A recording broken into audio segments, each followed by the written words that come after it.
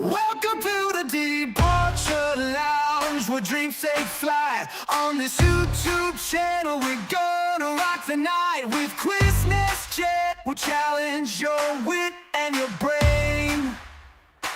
Model Mania brings the beauty, it's a fashion hurricane.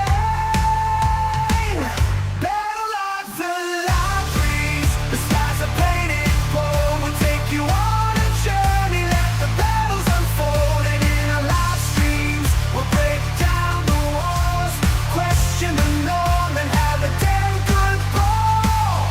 Come on down to the Departure Lounge, where we're free, will entertain and inspire. Just you wait and see, from Quizmas Jet to Model Mania. We'll make you shout in the battle of the love race. We'll never back down.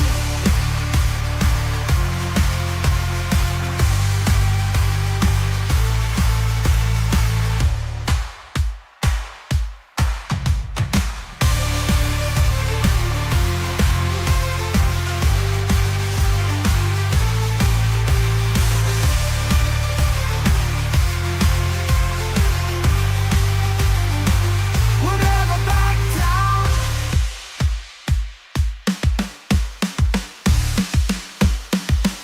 Battle of the light breeze, the skies are painted gold. We'll take you on a journey, let the battles unfold. And in our live streams, we'll break down the walls, question the norm, and have a damn good ball.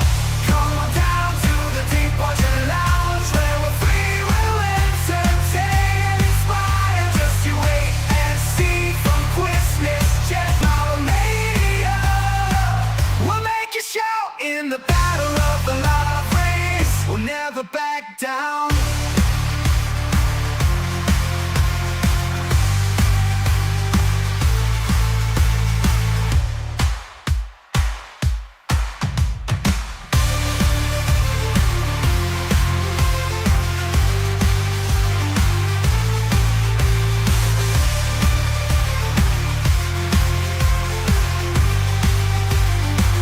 We'll never back down.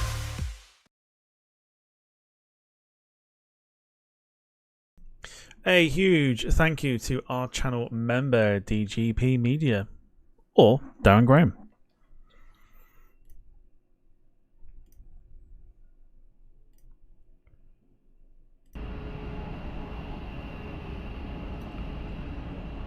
So, I found out why the coffee thing was coming on. Wayne's been pressing buttons again.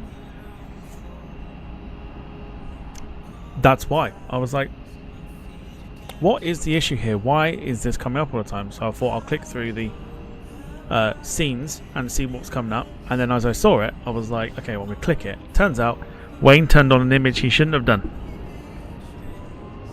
You tell me you ain't been touching stuff. Alright, welcome along, ladies and gentlemen. Welcome along, ladies and gentlemen, to the Saturday flight night here on the Departure Lounge YouTube channel. Of course, as always, hope that you are doing well. I know I get the blame.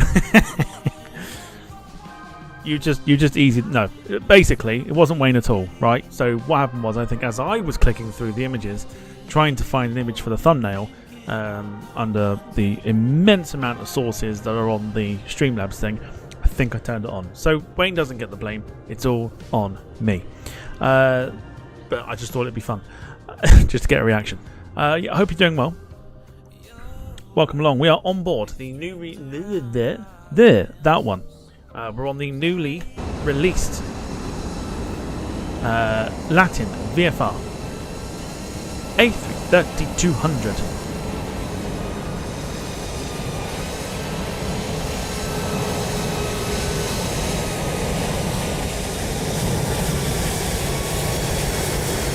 That, believe it or not, is supposed to be a 330 Neo.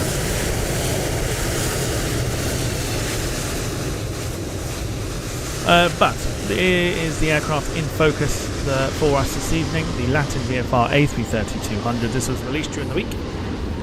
It is very busy here at Lisbon already. Plenty of aircraft looking to depart, so we're going to try and get through the outside views very, very quickly here.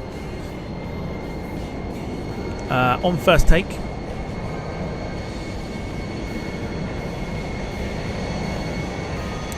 it is pretty decent.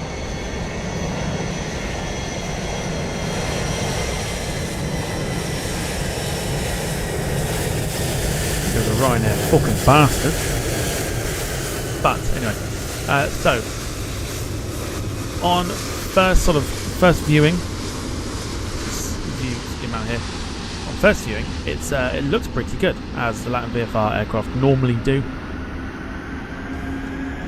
It's just sort of, it looks as it should do. They've got the dirt marks. Panelling looks pretty decent.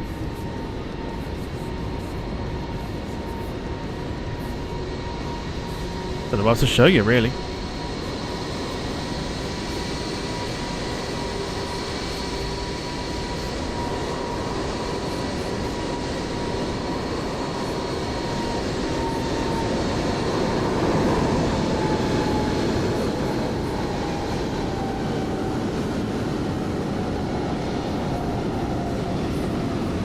Texturing is pretty decent.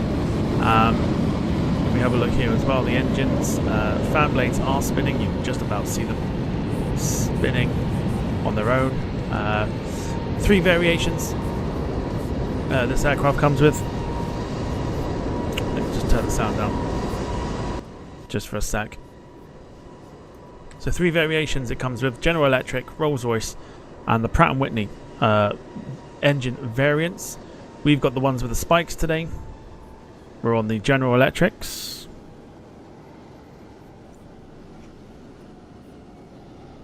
Let me know what you think. This was released earlier this week. Comes with about 40 odd liveries.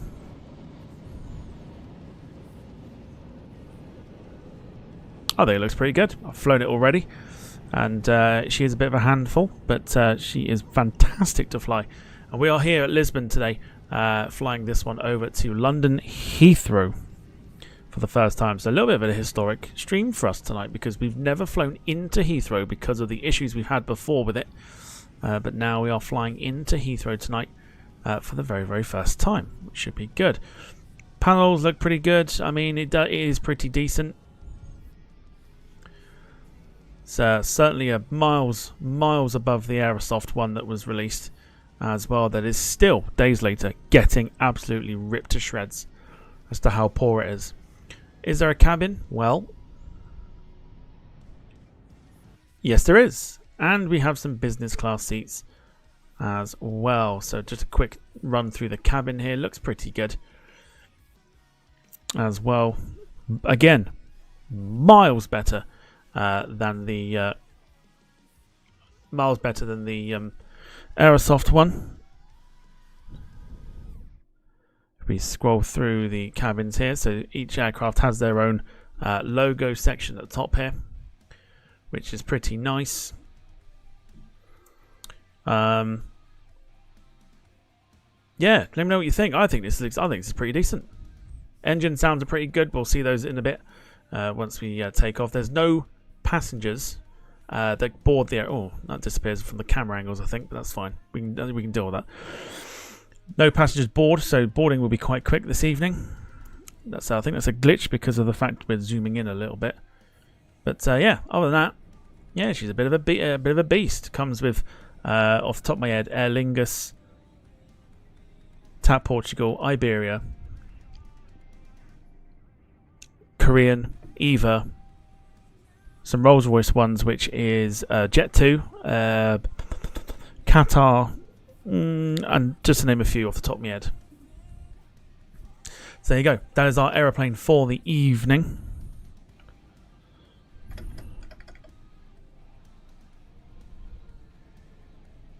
Should be a fun one, this one.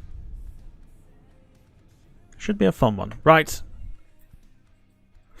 Let's say hello to those that are in the chat. Welcome along, everybody. I hope you've had a wonderful Saturday.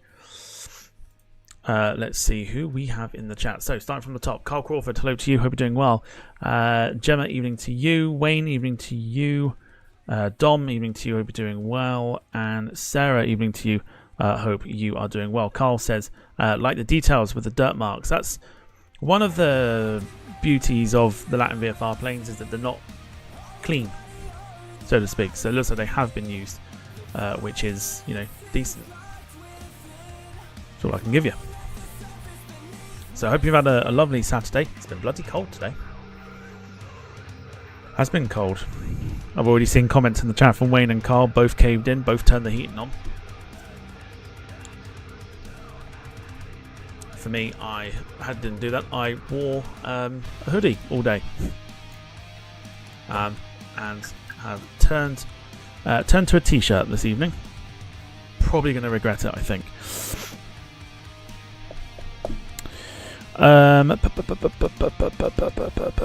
Carl says it's looking good. Yeah, I mean, we'll get to grips with the aircraft and everything else like that. It runs as you would expect, so it's not too bad. Okay, so we turned the batteries on. Phil, evening to you. Hope you're doing well. We'll get the nav lights on. We will go for a dome light because it is a little dark in the cockpit at the moment. Batteries are on. We'll turn both external powers on.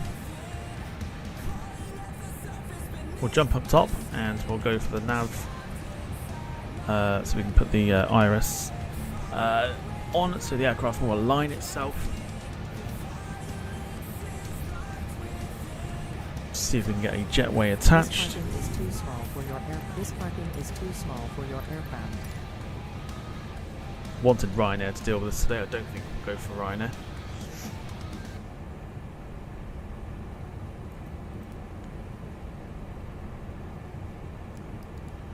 We'll change our altitude while we're here as well. We'll climb out to 12,000 to start with. This table does go in. It's a little checklist. If I zoom in here, not the greatest of zooms. You can just about see there's a takeoff sheet there. What they call the normal checklist. But we're going for the functional checklist today. If we click that, the tray table goes in. Happy days. Aircraft will align itself in a moment. Right, let's get the APU turned on. Jetway should be connected, which it is. Let's get some fake people on board. By that, I mean we're not going to see passengers, as you'll see in a sec. We'll go for catering as well. This parking is too small for your aircraft. Shut up. Alright, let's get the fuel into the aircraft as well. Let's do that. And then we've got to switch those two there as well.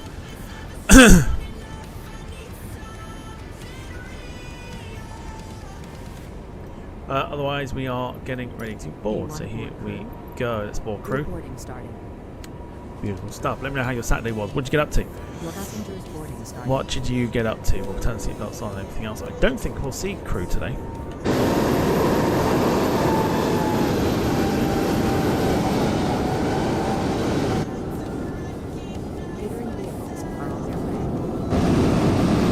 No, we're not going to see crew because we're not going to see passengers, so no crew. The phantom crew have arrived. Cool. Alright. Darren Graham, hello to you. Hope you're doing well.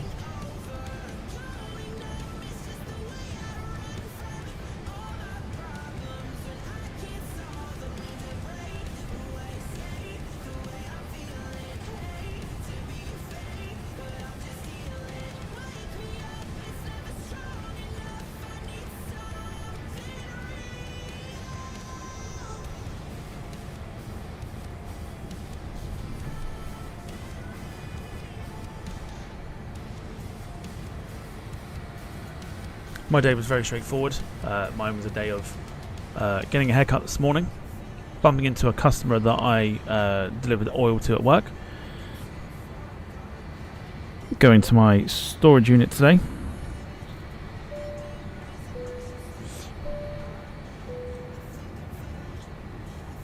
Good morning, ladies and gentlemen. This is the captain speaking. Oh! On behalf of ourselves and the entire cabin crew, we would like to wish you a calm and safe flight. We have just finished loading and will soon start taxiing to the runway. The flight should take place according to the scheduled time. We ask that you read the safety cards on the seats in front of you and follow the cabin cruise instructions. Thank you and have a nice flight. I didn't know. Did anyone catch that then? I didn't know that was a thing. We had some sort of announcement then. I don't know if anyone caught the back end of that or a little bit. There was a chap talking. I was like, I heard the bing bongs. I was like, someone's like donated or member, like been a member for so long. And I was like, oh, no one's there. Then heard someone talking. I was like, eh? Because when I flew it the other day, didn't hear any of that. So there you go, LatinVFR onboard announcements. Who would have thought it? And I've already flown it, so I've not heard it.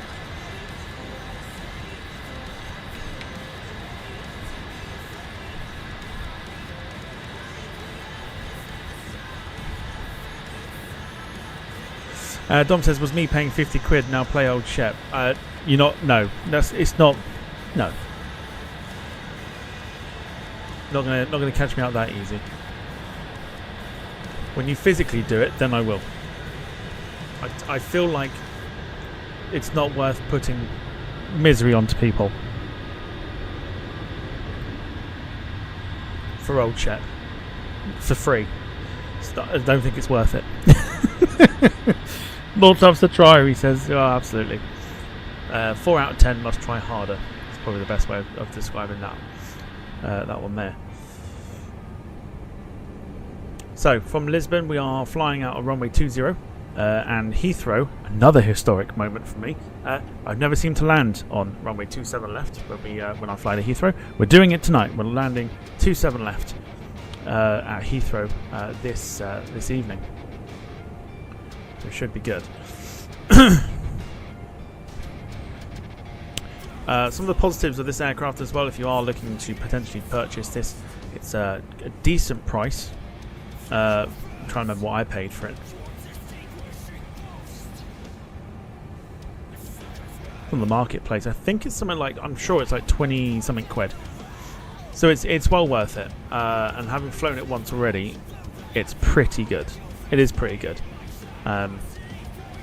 It handles quite well. The landing's a little the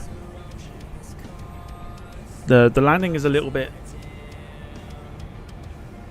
stiff, should we say.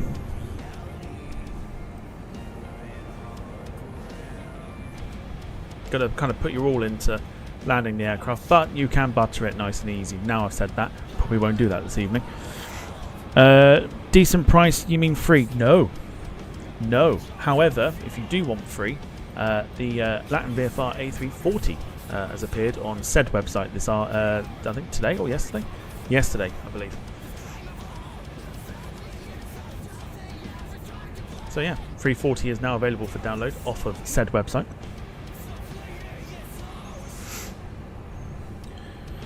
Wayne says, I heard the price went up this year to 70 quid, bloody cost of living. I know, it's a bastard, isn't it? Yes, take a look. The 340, as you've seen on the streams already, is also well worth it.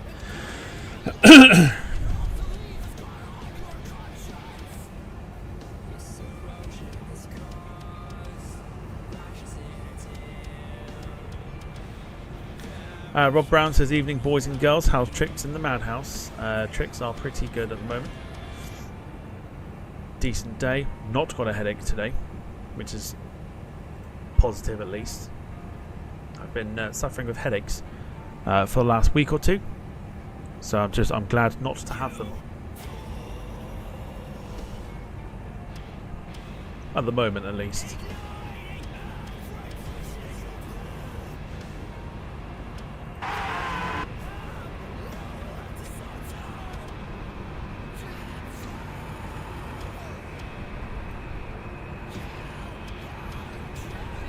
But I hope you're doing well. Let us know what you got up to today as well. Jim had a relaxing day. Wayne says, boring. Saturday chores and food shopping delivery from Iceland. Sandwiches are back on the menu. Happy days. You are a migraine sufferer. Not normally. Not normally a headache sufferer at all. I have my theories. But yeah, just recently. I don't know what it is. I don't know if my eyes are going and I need proper glasses. These are not proper glasses. These are blue light reducing glasses. But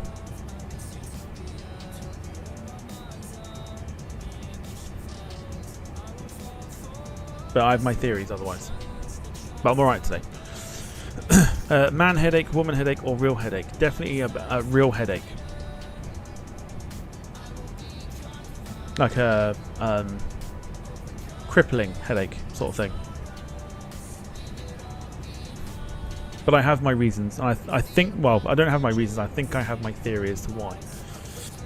But that one I will not share.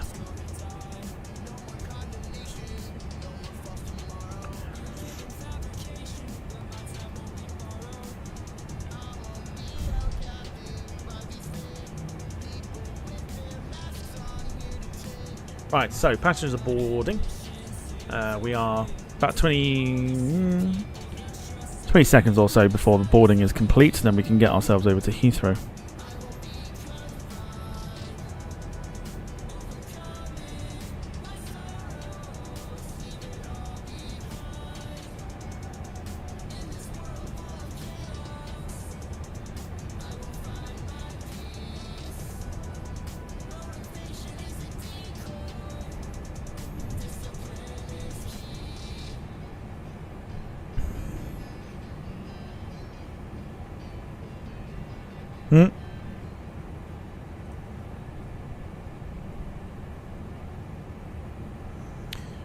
Okay, so nearly there. So 330-200 today, which is pretty nice. This isn't like a FSX port over. This is a genuine LatinVFR 330 if you're just joining us this evening.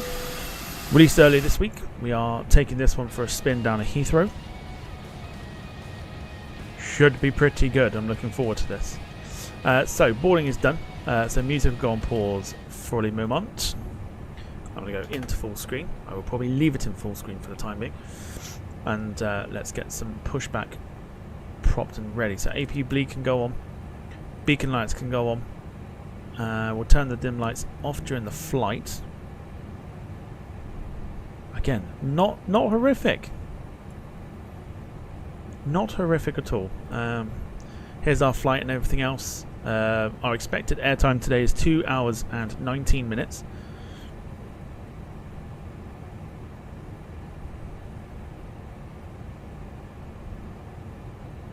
So should be okay. Otherwise, yeah, I mean it's a standard Airbus cockpit, isn't it? Can't really go wrong with the Airbus cockpit. We'll turn on. Oh, we can't. Okay, so the only thing that doesn't work is the transponder in terms of trying to flick it on. But that's absolutely fine. We can deal with that. Also, I found out today, and I'm not going to bother because I've seen a lot of mixed reviews, people not getting on with it, etc., because it is in its complete, utter beta or alpha testing. There is ways to download the brand new flight simulator for testing. Now, as I've said, I've watched a few people trying it today. Personally, for myself, don't see the point in downloading it and trying it because it's nowhere near ready. So I get why people are doing it, but for me, I'm just going to wait until the full game comes out. I did think about it this morning. I was like, well, I could. I then chose not to because I was like, I've seen people playing it. It's broken. It's still broken, and it would be expected to be broken because of the fact that it's alpha testing, so not beta, just alpha. This So parking is too small for your I've seen people aircraft. complaining about it and everything else, and I'm like, I'm not prepared to download it for that. So we'll wait for the full game to come out and continue focusing on this one. I have heard though, but performance is pretty good. So performance is pretty good on it. So at least there's that. Hello, Captain. We are ready for pushback. Gemma says it's out next month, isn't it? How can it still be broken? So not broken as in like the game doesn't work. It's more of a case of it's not at its completely finished state. So people are finding obviously the bugs and stuff with it. I don't think I'm prepared to do that. I don't think I'm prepared to kind of go and sift through a brand new game. You only get like 3 aircraft to test as well. So you get the F-18, the Cessna 172, and checks completed. The J3 Cub, I think. Accepted. So even then, it's not like it's a great deal. Like, once you've done one flight, that's kind of everything you need to know. And it's just a little bit of a waste of time, in my honest opinion, to kind of download it and test it with 3 airplanes that most, you know, the alpha has a lot of limitations to it. So I don't see the point. So I'm going to wait till the full thing comes out, and we'll run tests then and shit like that.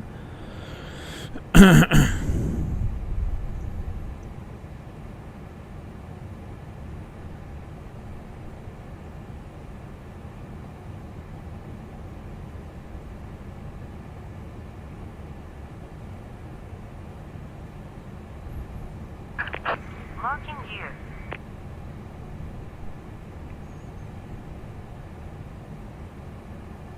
A lot of people saying that when they're doing the alpha, it's still there's not much of a difference between the 2020 version of looking out, you know, excuse me, this sort of view where you're looking at not tonight obviously, but ground textures and stuff like that. Apparently at the moment with the alpha, doesn't look anything like it should do when the game's finished. So, do I want to waste time downloading something that looks exactly like what I'm playing at the moment? No. Not really. Not really. Right, let's go for it. Get easy parking brakes, please. Commencing push. Let's go for the engine push, engine All start engines rather. clear. Start at No point really. No, not really. And the thing is as well is that the alpha testing stops on Monday. And it's going to take me, I don't know how long it takes people to download it, but again, you're wasting enough time having it on download, and then you get to play like maybe a few hours of it before then the alpha testing runs out, so there's no point really. The lighting and everything else, like beacon lights and everything else, there's a massive difference in that. That's probably the only positive I've seen from it, that the lights are a lot better in the new one than they are on the current one. But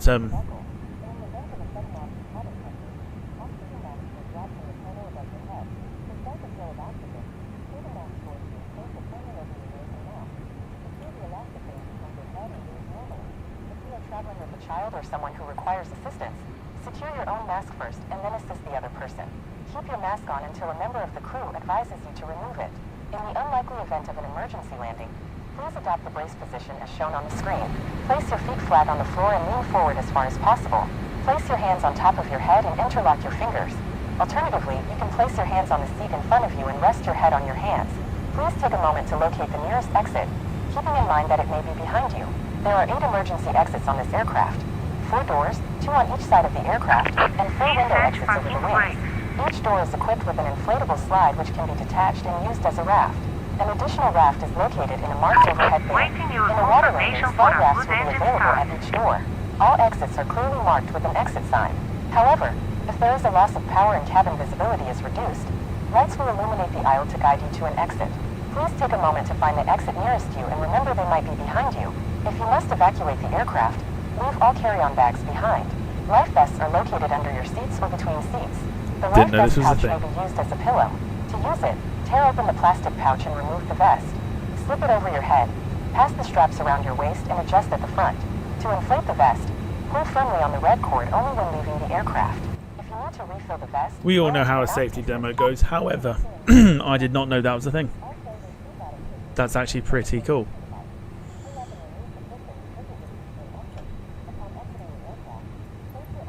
Cockpit to ground. We have a good engine start. You can disconnect. She's still going. I can still hear her in the background.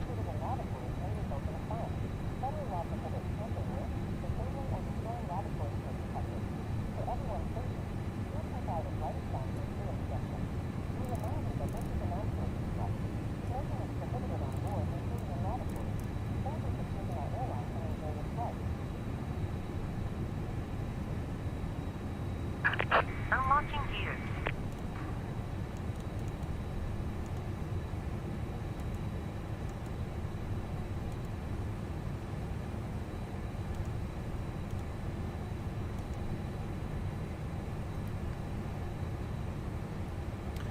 Okay, so both engines are running. Here's what it should sound like. Hopefully there's no outside noise. Oh, there is this. Yeah. No truck disconnected.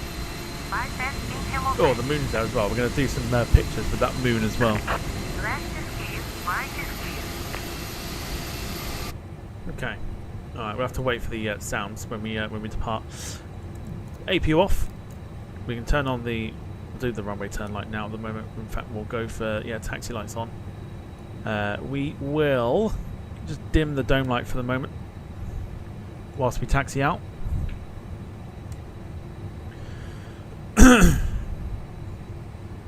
Don't need to do anything else. The ignition, which is down here, can go back to the middle section. We're pretty much good to go once we've got the OK from...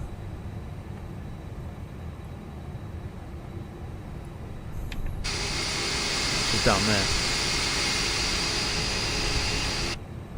So she's given us the all clear. You can't see that because of the fact that our aircraft is quite big. We've got the message saying have a good trip, which means we are good to go to take the parking brake off and begin taxiing to runway 20. Now the aircraft is beginning to move under its own power, as you can see. So we've not put throttle up, we've not done anything like that. It is moving all by itself under idle power. We'll let the Ryanair bastard go ahead of us because clearly it's in a rush. They always are.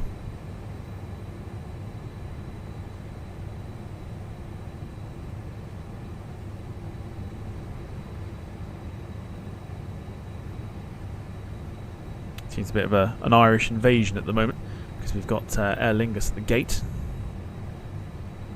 and Ryanair bastards taxiing past there. Right. Let's up the power.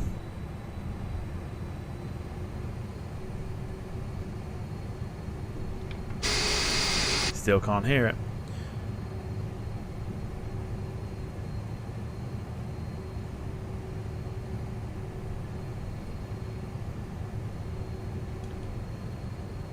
Pause for a sec there, just going to have a look at Volanta here.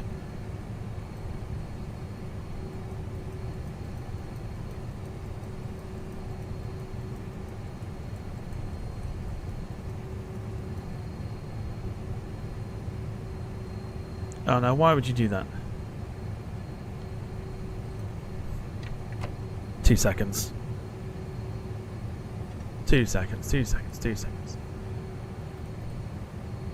Got to restart this thing on Volanta. 2 seconds.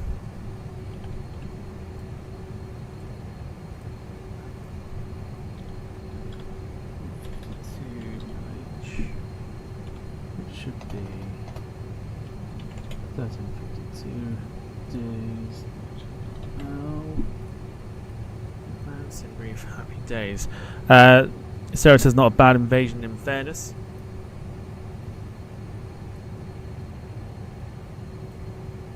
Did the... Oh no, it's still there. It's behind us, the thing there. Is that Aer Lingus taxiing there? No, that's not, is it? That's someone else. No, not a bad invasion, I suppose. Right, let's get moving once again. Right, we should be able to hear some noises now if I just spool the engines up.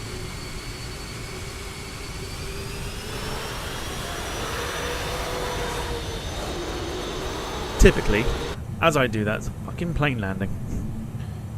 Which, of course, is Emirates.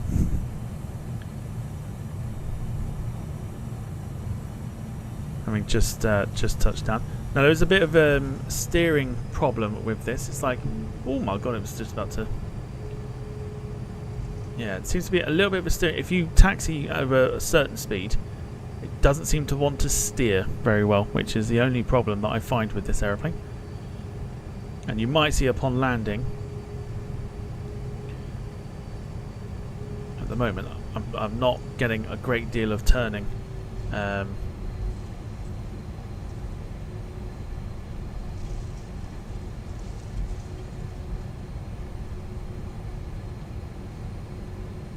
Yes, so I think there's possibly 1 or 2 issues with the aircraft. in regards to the turning of it.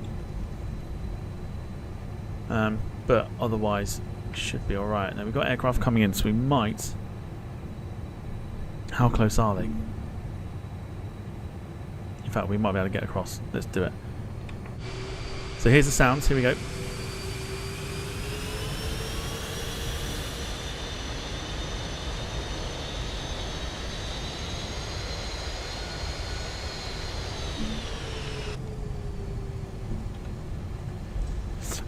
Carl says EasyJet invasion be better. I don't think it would be.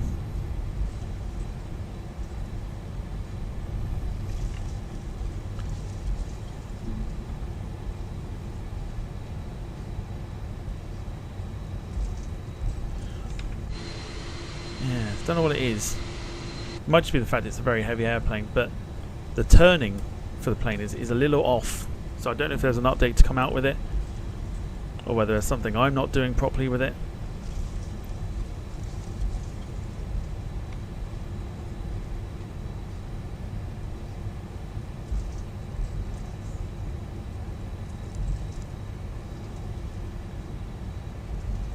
So I'm having to put the brakes on that, and I'm turning the aircraft to the right hand side, but it is not turning under a great deal of speed. So you have to sort of really slow the aeroplane down in order to properly turn it. It's not one you can just bomb around the corner.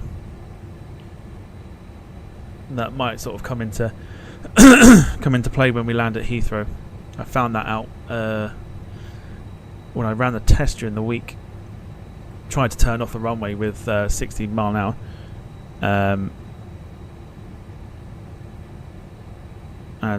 Yeah,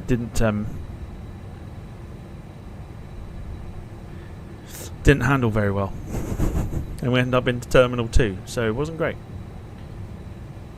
But now we're in a straight line. We can up the speed a little bit more as we have TAP Portugal landing 330. If you see a TAP Portugal 330-200, that is supposed to be the Neo. They just haven't modelled the Neo yet.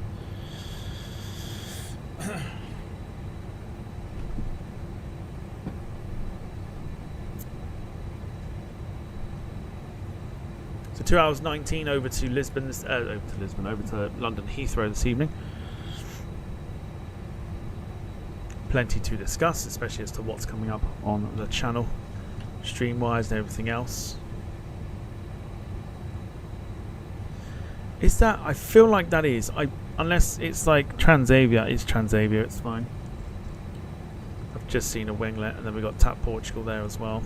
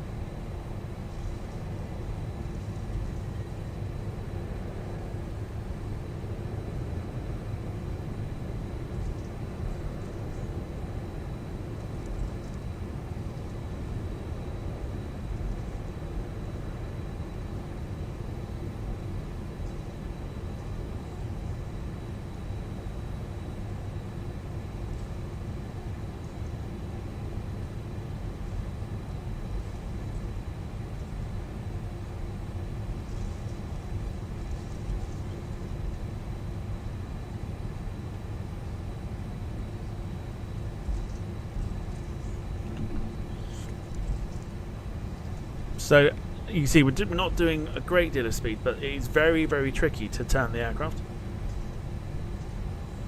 As I'm trying to get back onto the centre line, it's very, very tricky. But if we go at a slower speed, it will handle quite nicely.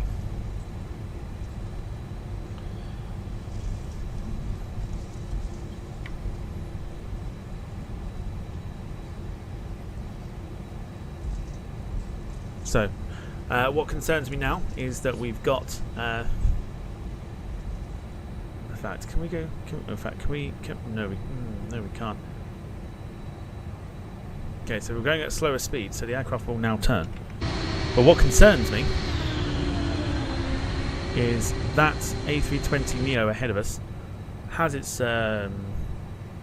flashlights on, as you can see, isn't moving. So I'm wondering if it is stuck. Did the aircraft before land, or did it No, it landed, so that's fine. So I'm just wondering what it is. It moving slow?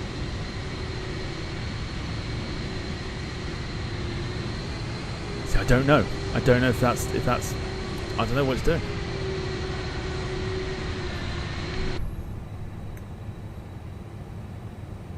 Oh no, it is moving. It's fine. It's moving now. We're all good.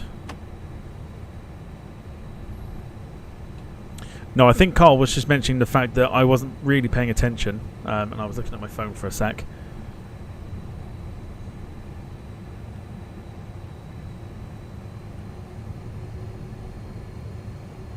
And we were sort of veering off to the right-hand side.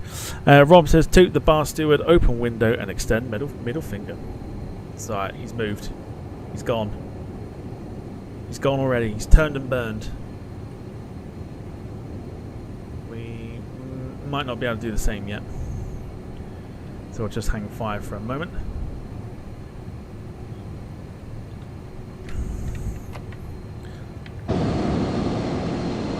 So yeah, so I mean you can see it because the moon is out, so which is a good thing. What are we thinking in terms of the A330 at the moment? I think it looks really, really good. I think it's a fascinating model. I'm quite glad that LatinVFR brought out this one. Sounds fantastic, looks fantastic, and it is great fun to fly. But we'll see more of it in a moment. So we've got an arrival coming in.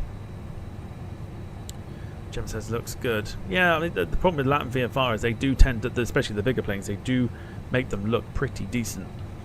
The smaller ones not so much. The 320s could do with a bit more work, I guess, but their heavier planes look a lot better than it should do. Just wait until you hear the sounds. These are the General Electric engines, so should cause a bit of a stir.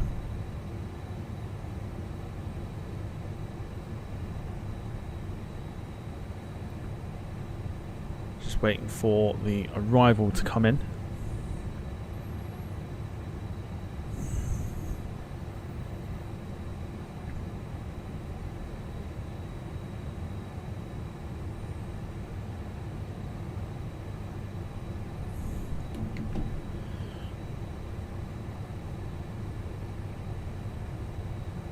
I do feel like we probably could have actually gone, but we'll go after this landing.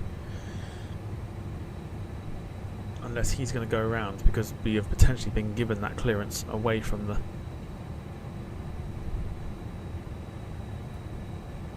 So this is TAP Embraer.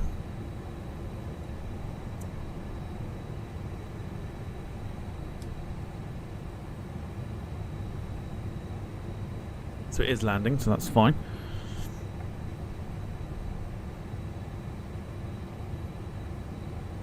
Like Captain Plummet, just plummets itself onto the runway. How close do I think this is? I think we might be able to get away with lining up here.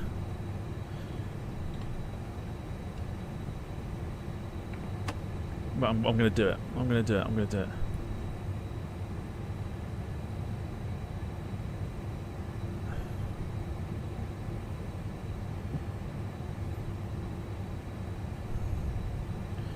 I probably shouldn't have. There we. Torch comes in handy at all times. Right, strobes can go on. We'll go for the landing lights. We'll get taxi to take off lights. We'll now turn the dome off. How close is he? Oh, I feel it's going to be quite tight. We might just turn and burn this.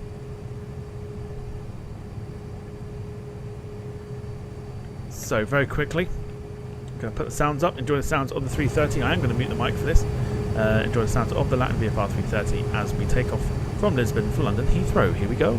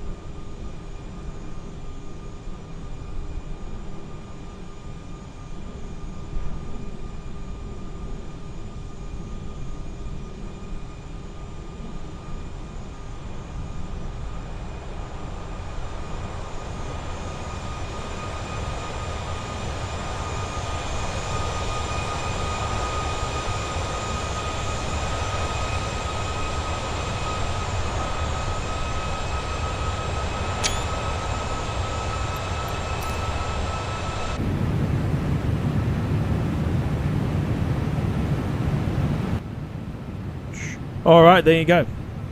The takeoff of the LatinVFR. Excuse me. Apparently, a diversion. Really? I don't think we touched down, did we? But okay. I hate it when that happens. So yeah, there you go. That is the takeoff there of the LatinVFR A330-200. Hope you are doing well. Hope you enjoyed it. As of course, he's here. Are you ready to go shopping? Step inside a very special G'day. supermarket. The only supermarket in the world that gives you money. Get those trolleys in the chat. £1,000 Go is wild in waiting the on aisles. shelves to be won by some lucky person in this store. The aim of the game is to shop smarter and faster than the next person. And everything in this supermarket is up for grabs. Go on, fill your trolley as high as you can because shopping has never been so much fun. Oh yeah, Lewis is here. Yes, there's prizes in store and much, much more when you play Supermarket Sweep. All right, welcome everybody. So let's welcome today's shoppers who are... Lewis is today's shopper. You're all on Supermarket Sweep. All right, there you go. That's enough. Welcome, Lewis. Welcome to the stream. Hope you're doing well. Great stream earlier today. Out of all the intro, mine has to be this one. Look at the reaction of the chat, Lewis. The reaction of the chat will tell you everything you need to know. That fucker's not going anywhere anytime soon. So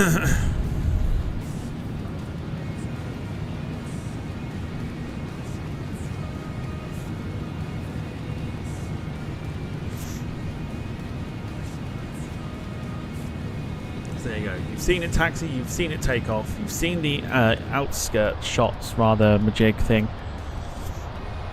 Exterior shots of the LatinVFR 330. Luckily for us tonight, it's clear skies and the moon is out, which means we do get to see a little bit of the aeroplane as well.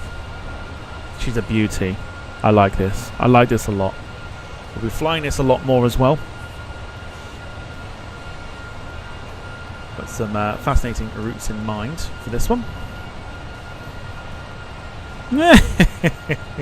The VT was excellent, like really, really good. I quite enjoyed that. That was did make me giggle.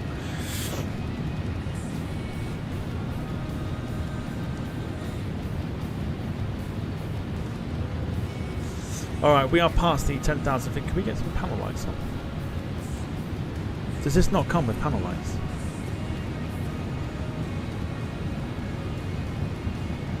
I think it's like the annunciator lights or whatever it is, but that is there like is it? Oh, is it? No, yeah, these ones don't work. You see, that's the only problem as well. So we can't turn on.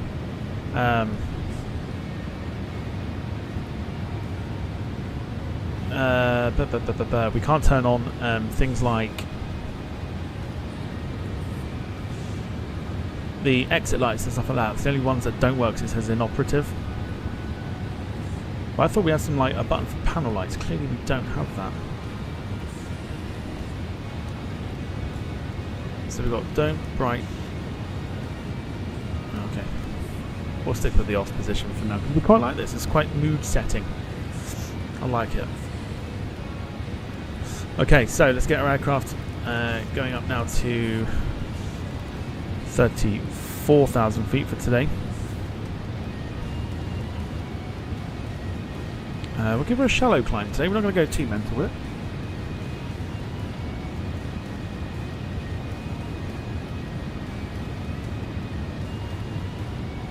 Didn't expect to find the gift, as Lewis. It's the gift that keeps on giving.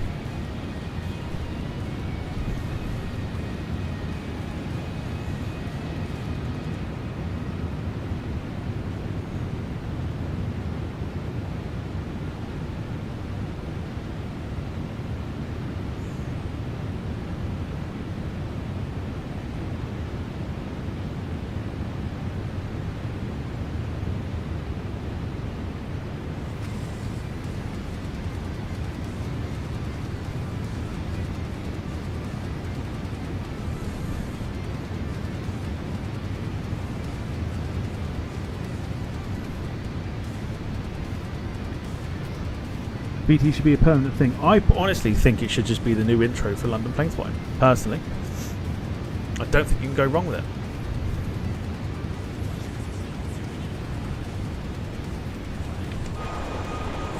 Oh, she's a thing of beauty. There's a better view of it there because the moon's out. We can actually see the aeroplane a lot better. If we go round the opposite way. My channel, my rules. Ah, you're all good. Therefore, this intro is my channel, my rules. And it's here to stay.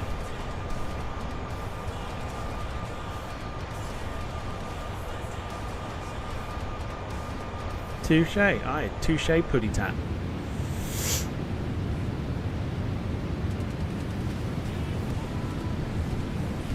So Wayne's with you tomorrow. I need to have a nosy. In fact, I will have a nosy tomorrow at what we're going to do schedule-wise for the coming week.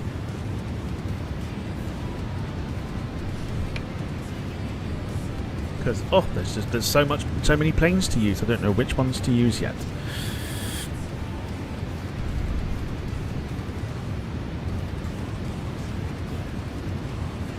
What train is he flipping? Something to do with the was it Transplant Express or something? I think he'll tell you in the chat in a minute. Once he's decided which train flips nicely.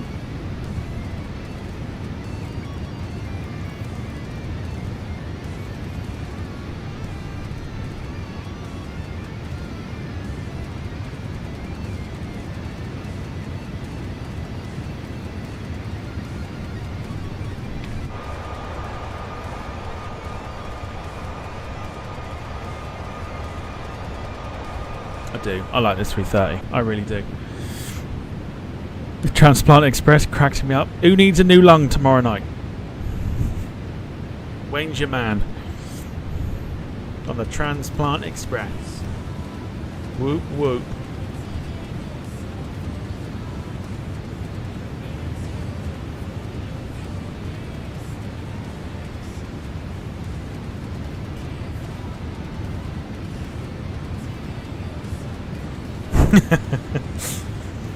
Express is definitely going to end on its side.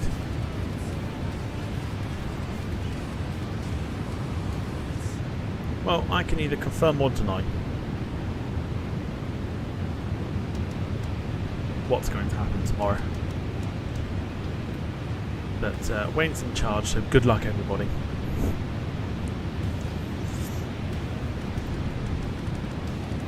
Alright, if you haven't done so already, feel free to smash the like button. Helps the channel out immensely as always, regardless to whether it is a negative or a positive. People still don't seem to understand that every negative that you give me makes the channel stronger. So thanks to those that are doing it on purpose. Otherwise, yeah, smash the like button. It helps the channel out immensely. Every interaction counts.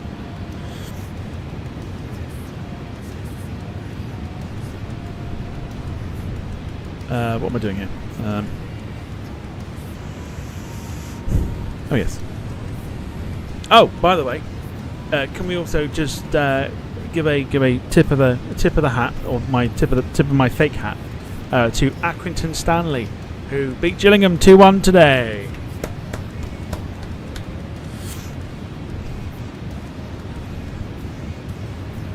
Last minute goal. Gave Accrington Stanley the win against Gillingham.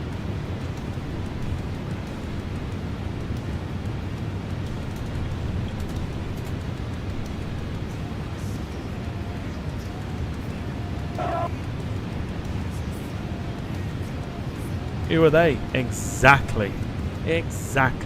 Who are they? What I can tell you is that they beat Gillingham. But who are Gillingham?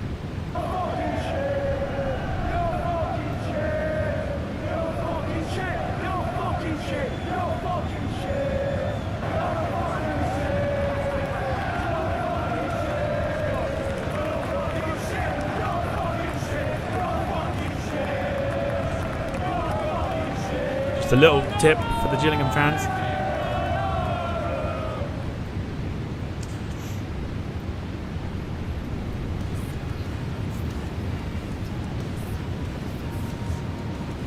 Nothing at the moment fills me with more fucking happiness than seeing Gillingham lose. I shouldn't really give a shit about Gillingham, who are now down in 5th place, no longer top of the table. Thank God.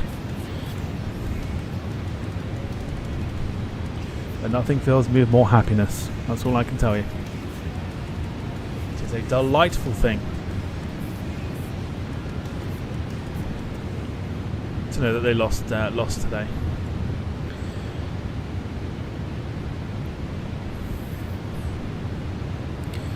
Right, what we got then? So.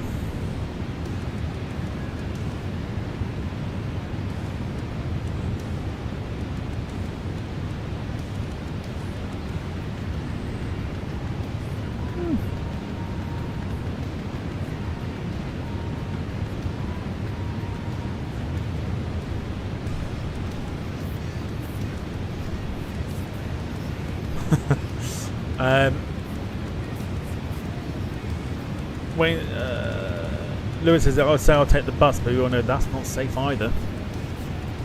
Ouch. If they're like this now, Wayne, I don't know how savage they're going to be tomorrow night. So good luck to you for that.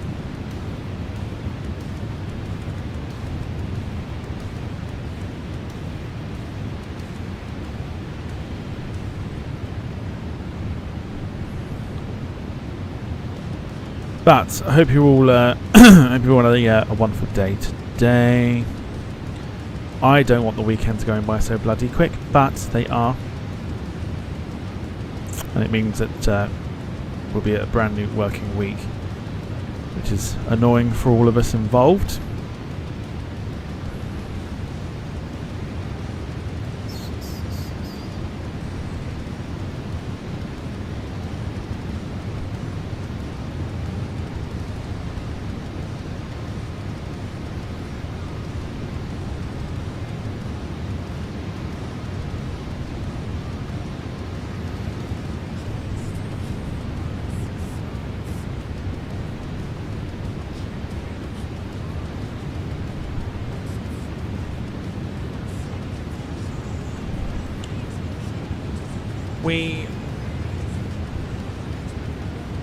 Oh no, it's right, we're turning now, it's fine. I did look at Valentin and I was like, why are we not turning? But we are turning now, so it's fine. So, hour and 35 of the flight remains.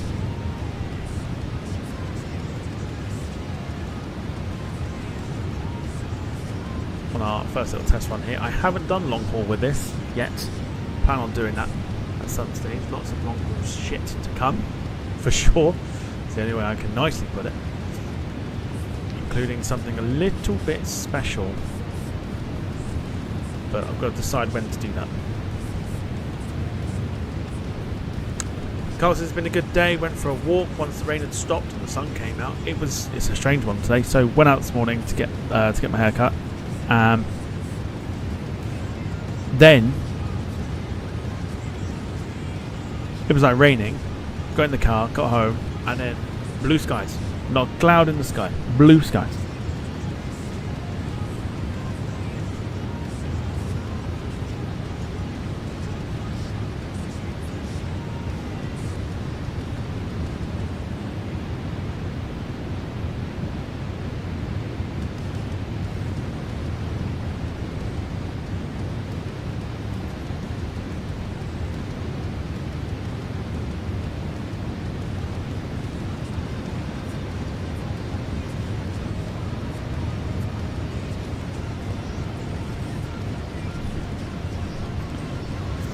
Been a strange day today. Strange day in terms of weather-wise, and then it clouded over once again.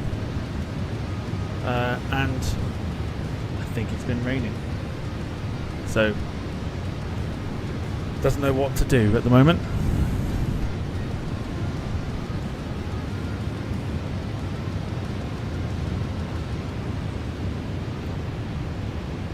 But a lovely clear night here in Portugal.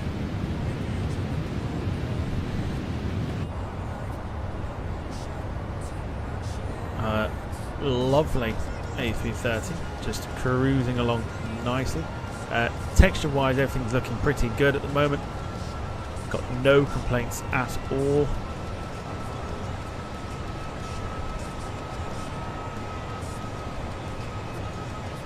Moon is somewhere. Just trying to find that moon. Should be behind us, I think. No. Stargazing at the moment.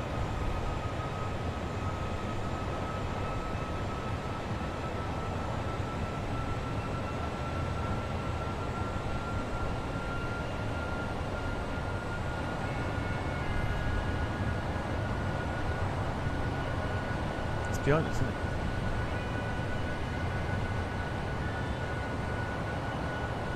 Oh, oh, it's there. There you go, there's the moon.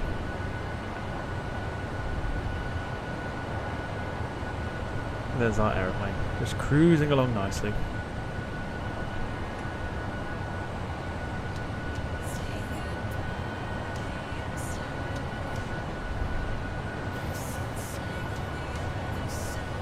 Cold blue skies most of the day today. Gave in, putting the heating on tonight. Apparently by Tuesday it's going to go back up to 16 degrees. Ugh. Oh, don't say that. Yeah, please don't say that.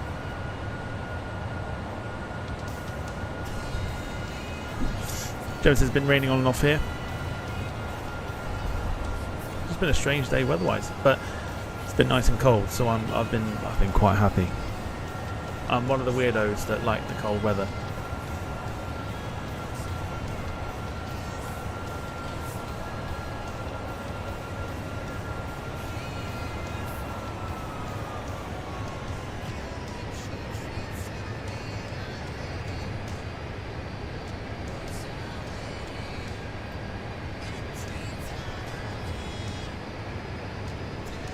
Beautiful. Beautiful, beautiful, beautiful. Do like this aircraft. I'll keep going on about it because it's probably one of the better ones that LatinVFR have released.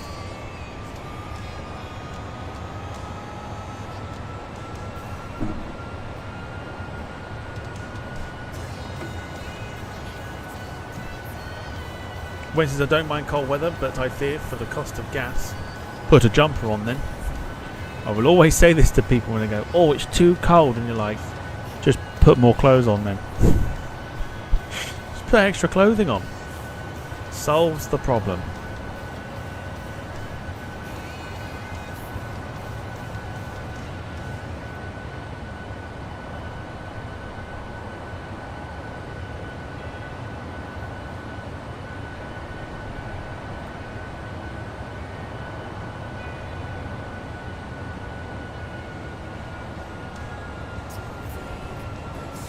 Got 20 degrees here on Wednesday. I'm getting the swimming pool out. Ah, fuck that.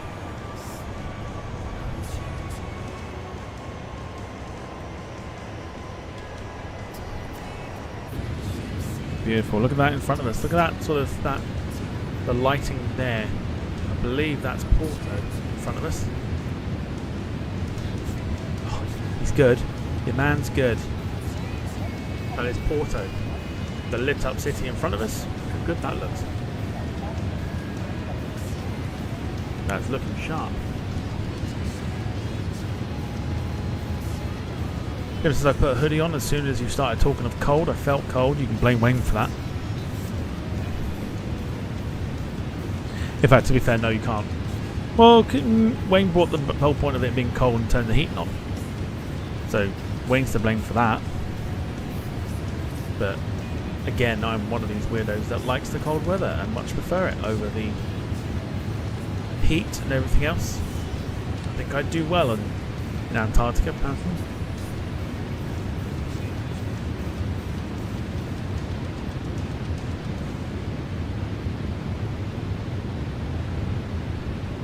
Beautiful. So yeah, so Porto right down here.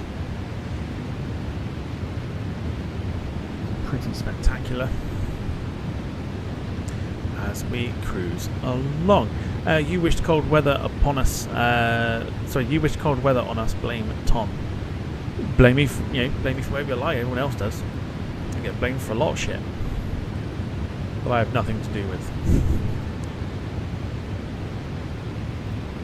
So, absolutely go for it. Why not?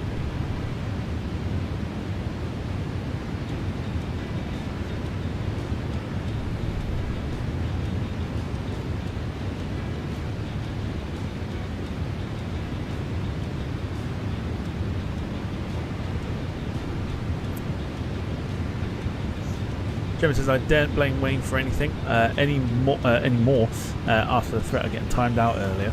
It's like one of those, like, ooh, getting timed out. Getting timed out, goodness me.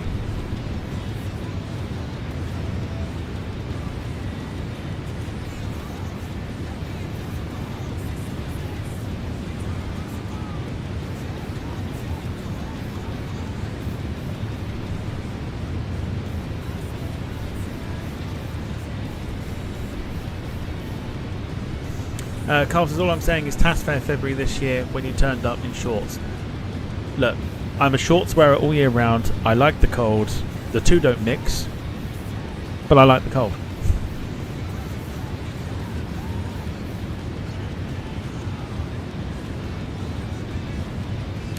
David, evening to you. Hope you're doing well.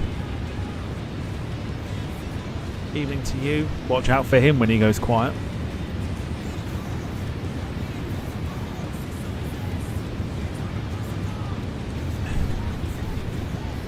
So I'm also thinking potentially, because we haven't done one for a long time, whether to do a mid-flight Q&A.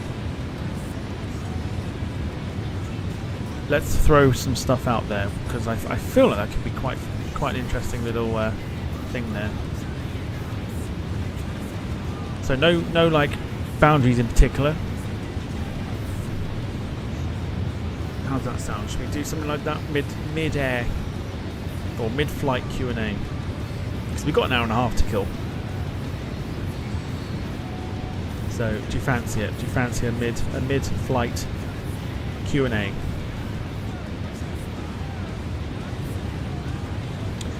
Dom says that Porto. It is Porto below us. Yes. Or Porto, literally there.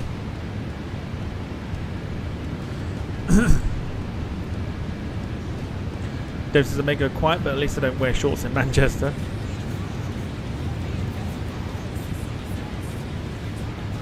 Carl was saying about shorts when they turned up the heating in the hangar at TAS. That was mental. Duh. That's why you got to prepare for all weathers. It's like street smarts. Maybe I already knew that, and that's why I turned up in shorts. Maybe I knew that they were gonna put the heaters on. So best of both worlds, isn't it?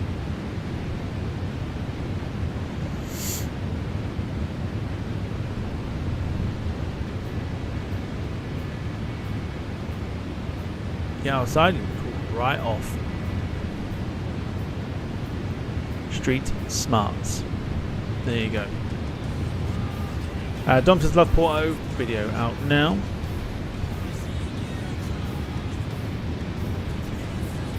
Let's do it.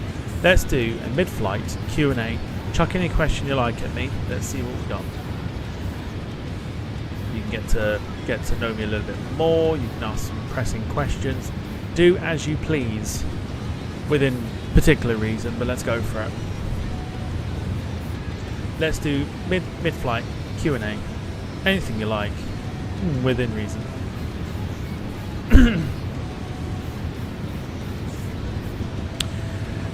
Thoughts on Boom Overture.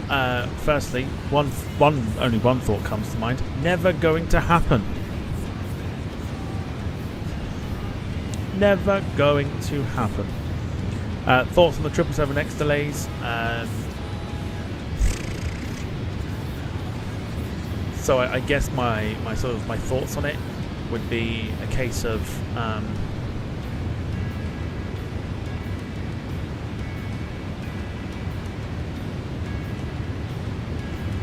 it clearly hasn't hurt the aircraft, seeing it's had a couple of orders in recently.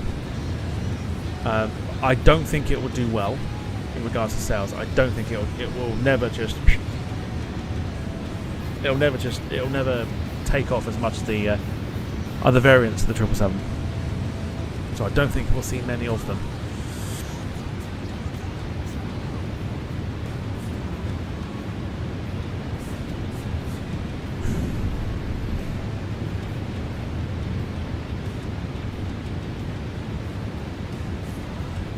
But how many years has it been now since they were like putting delays out? Because it was supposed to come out, when was it supposed to have ended service? Like 2022, something like that.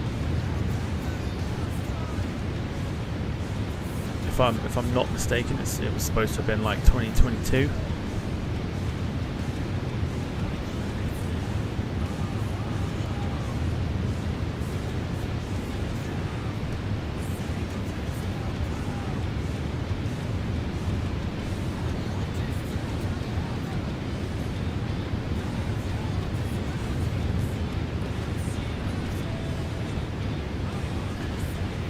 A380neo after Airbus CEO didn't rule it out. I can't see it happening. I think, did they not try that at some point?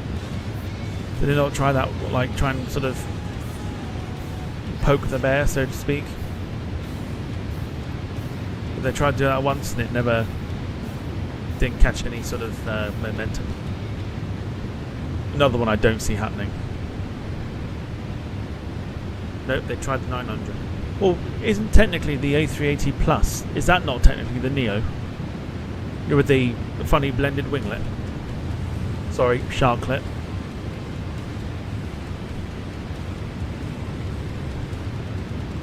Wasn't the A380 Plus that one?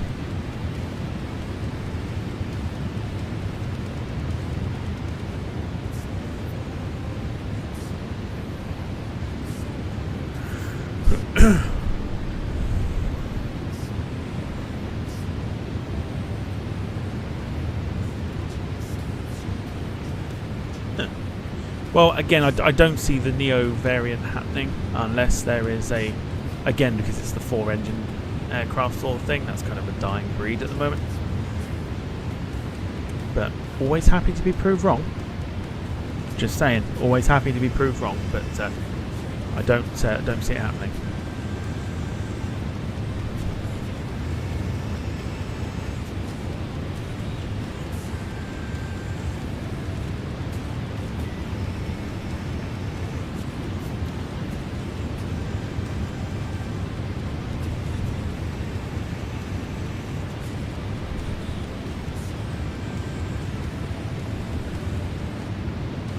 Okay, better question. What's the future of the channel?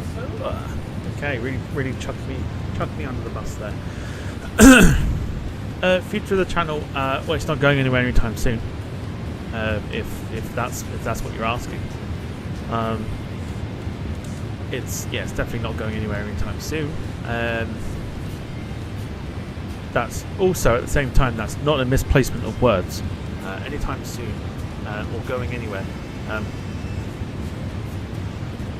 I'll throw this at you because I feel like have a little bit of an honesty session. There has been moments where I've sat there and kind of wanted to pack it in and call it a day. But again, I suppose the reason I haven't packed it in and called it a day is because of the sort of, I suppose, like messages like last night what Darren sent me. In regards to the channel kind of being like an escape for like people. I don't want to take that away from people. So I'm trying to like sort of strive and find new things to do, which is why I've kind of shelved a lot of the things that we have done for the moment. Until I can find sort of maybe like a better way of doing things, or whether it's sort of like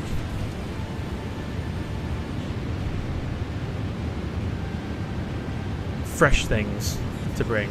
People love the quiz, of course they do, and you know, we get some really good people onto it. That's not going to be shelved. That's always going to be there. That will happen as and when it does at the moment.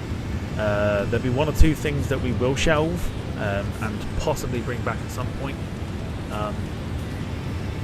But moving forward, it's the case of just trying to find fresh things to do. I don't know how long the channel's got. This is what I'm saying. I think for me, like every channel has every channel I think has like a bit of a what's the best way of putting it? A best before sort of thing. Do you know what I mean? Like it has like a running time, so it has a length of time where it's kind of, you know, it does its great stuff, and then after that length of time, it's a case of, right, what do you do now, sort of thing. So it kind of either not goes stale, but it's like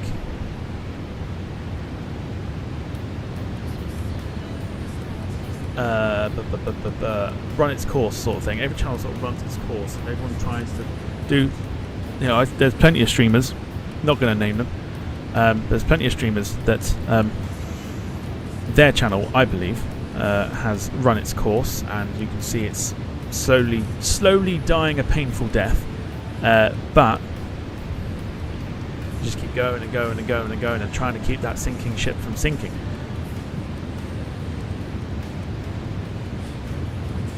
I've never claimed to do this on a full-time level, and I think days of wishing that would happen have gone.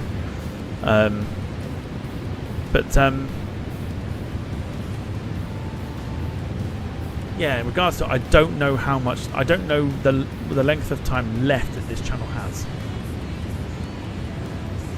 That's probably the only answer I can give for that. So in regards to the future of the channel, there will be, you know, we'll continue doing what we're doing and everything else. I don't know how long we'll be doing it for though.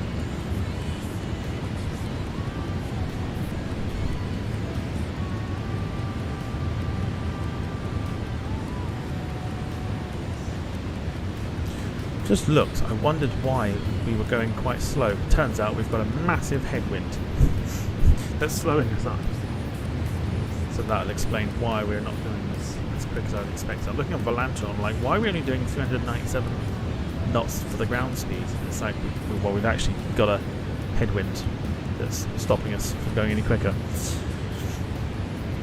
Gemma says, glad the quiz is staying, always had laughter in that. Yeah, I mean, I love doing the quiz. I've taken much of my time to kind of prep it and everything else, which I think is what a lot of people don't seem to understand. Is we bring you these flight sim streams, Wayne brings the train sim streams, and we do quizzes and we do battle deliveries and stuff like that. But the amount of prep that goes into them is exhausting, like utterly exhausting. So I suppose in a way, I suppose the term would be like channel longevity.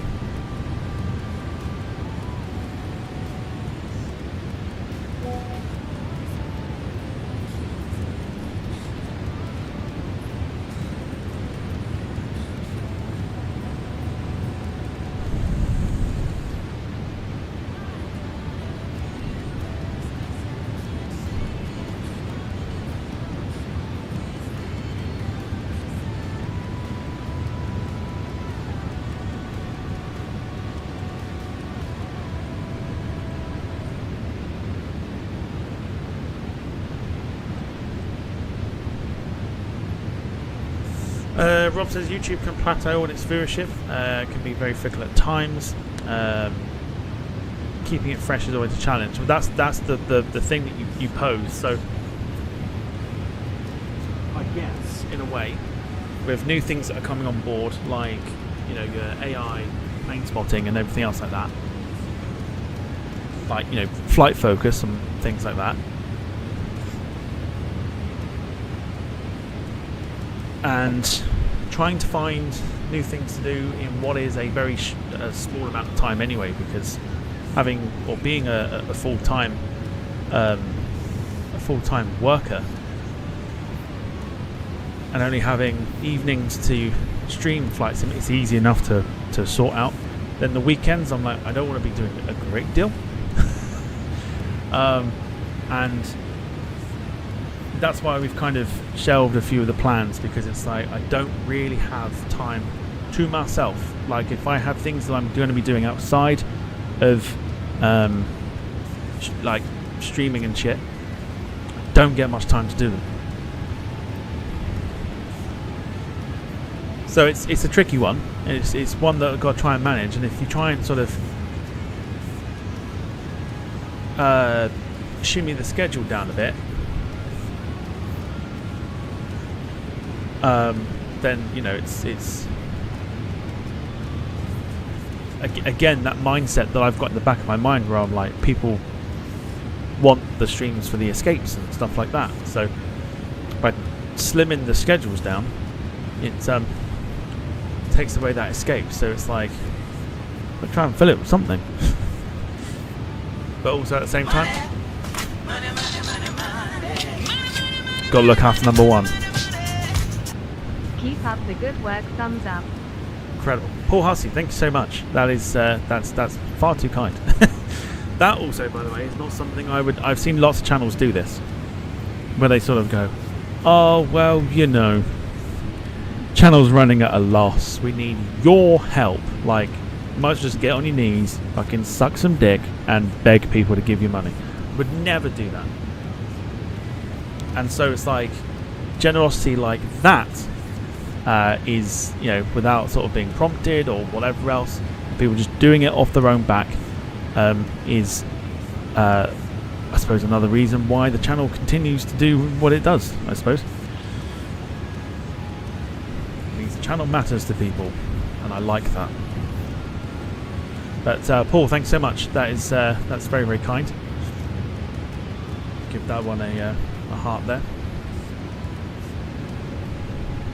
Carl says the most important thing is to have time to yourself and take them evenings for yourself.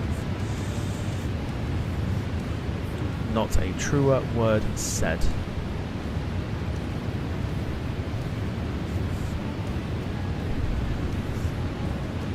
So, hate to get on the whole deep side of things, like, but that's kind of, I think, if you don't run a channel,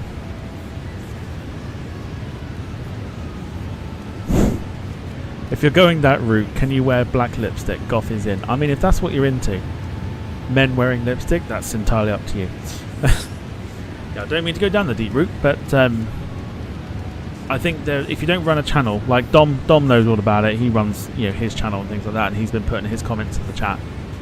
Then, you know, it's it can be tough, but I'm not doing this on a case of it's my living. I'm doing this on the side because I want to, because otherwise I'd just be playing the flight sim. So it's like, fuck it, why not just stream it to people? Unless, you know, with the nights that are rolling in now as well, going to places that you normally would do during like the summer months, not really possible.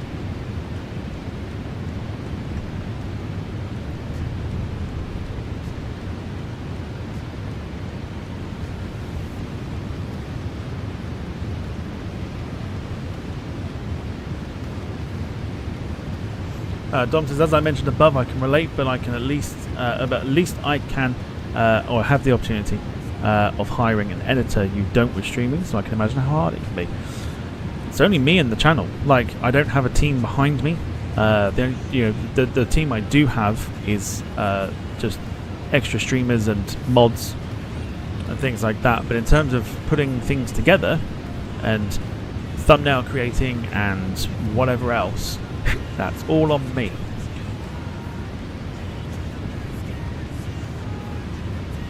So yeah, a lot of work goes into it, and it is tough at times, but again, the support of people is kind of what keeps it going.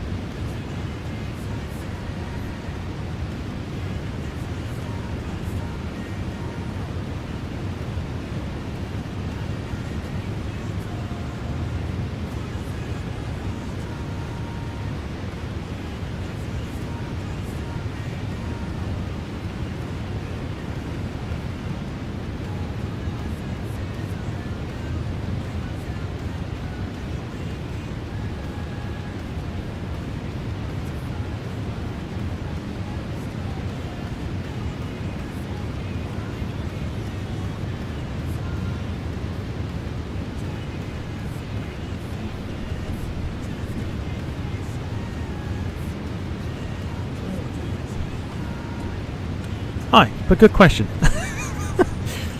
Good question. That kind of took up a lot of time. I didn't expect that to get as deep as it did. And that's what she said.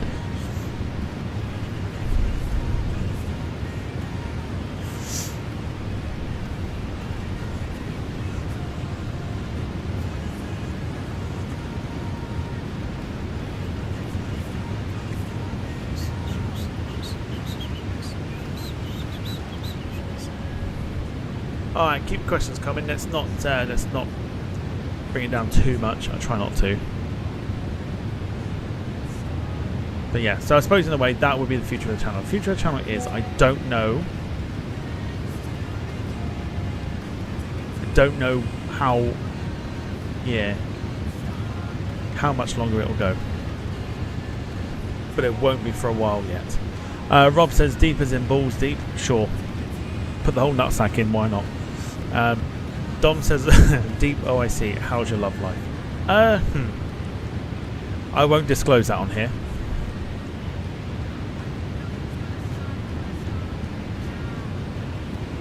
But things be cooking. That's all I'm asking. Or that's all I'm saying, rather.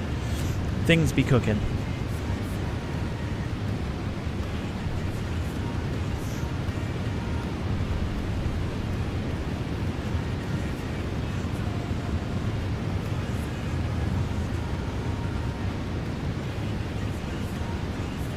Ball deep cook. No, shut up. Not ball deep. Not ball deep. No, no, no. Dom, there's no one to get pregnant.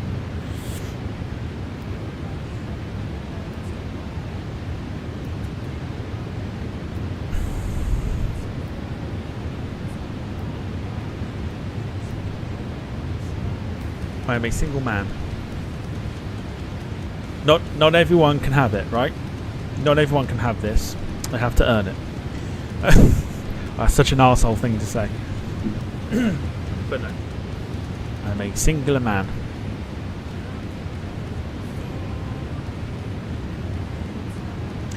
Lewis says it can be very stressful. Take today, for instance, the network in the area was so poor. I had so much stress with streams dropping. It's I think it's just part and parcel. You never know what you're going to get day to day. 1 minute you find yourself in a spot that's decent with connection. I think you just got to scope out. There's that phrase. You just got to scope out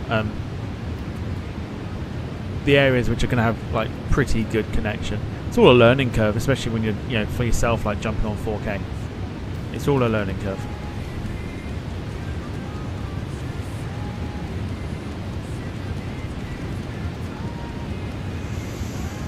Carl says at the end of the day we have an awesome community and we all support each other.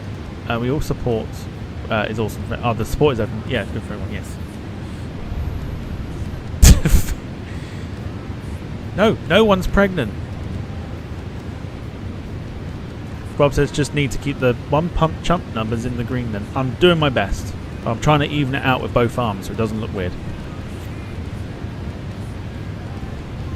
David says the truth is the channel is relocating to the USA.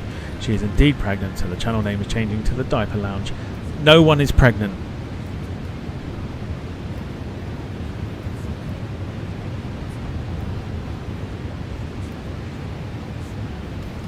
Nobody's pregnant.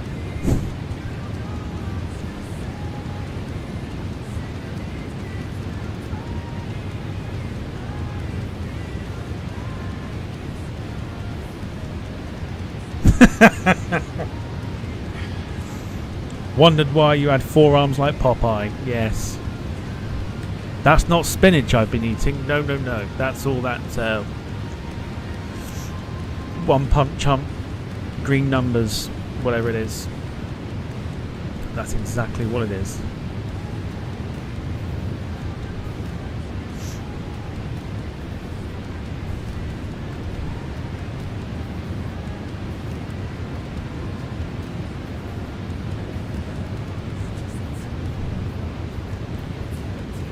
Wayne says testing is a day. Oh, I thought he was just testing the keyboard then. Whoops. Testing is a daily thing on the channel. I generally thought he was just testing to make sure. Oh, my bad. Darren says house having a baby. I don't know. No one's pregnant. No one is pregnant.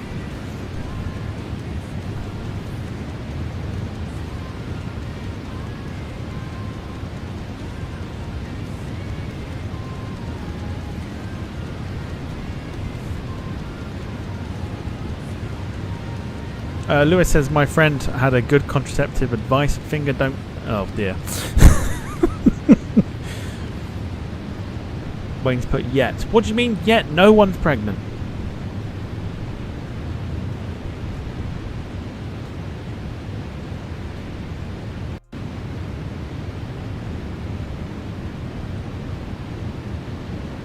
Bloody yet. Thank you. Appreciate that.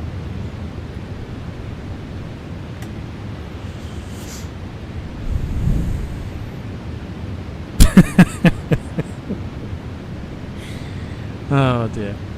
David says, no, if Wayne was testing, he'd say tasting, tasting, tasting. Oh dear.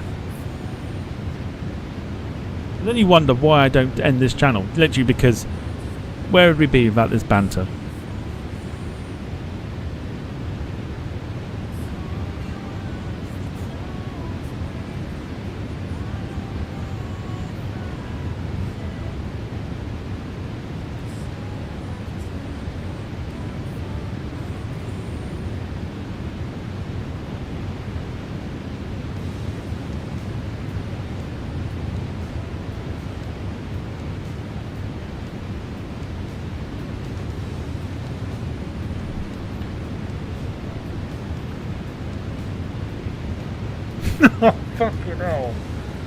Okay, I can see where this is going. This has gone down Garbage City this evening. Rob says some folk don't listen, double bag and keep the spitting end out.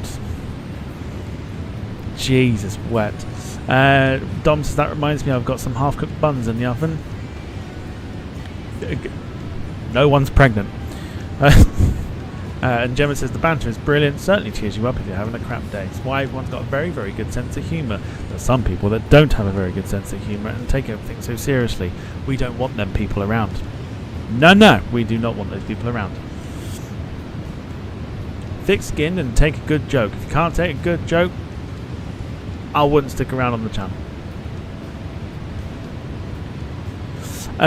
David says, besides, this channel has started providing visual banter on other channels too. Lewis proved that this morning. Oh yes. Did someone say Lewis's channel this morning? Did someone say that? Are you ready to go shopping? Step inside a very special supermarket. The only supermarket in the world that gives you money. £2,000 is waiting on our shelves to be won by some lucky person in this store. The aim of the game is to shop smarter and faster than the next person. And everything in this supermarket is up for grabs. Oh yes, right. Beep beep, oh yes. Certainly gives a new meaning to beep beep. Get those trolleys in the aisles. Is there a job you want? I'm happy with what I'm doing at the moment. Ideally, airport work would be great, but I'm relatively content where I am at the moment. I work with a great bunch of people, and it's good fun. Don't think we have bad days. We have bad days, but then we all cheer each other up, so it's good fun.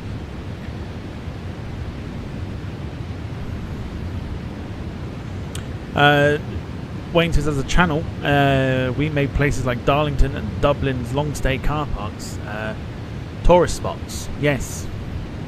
Turns out thousands flock to Darlington and to Dublin to see these long stay car parks and flipped trains, and all because of us. It was one time.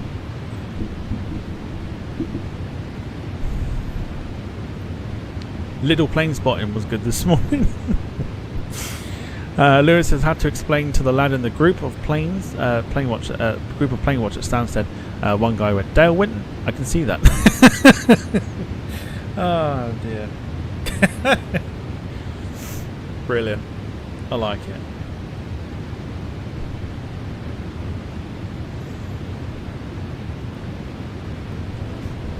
What have we done with Dale? In fact, I'm now going to go quiet. Give me 2 minutes. Give me 2 minutes. I've just had a thought.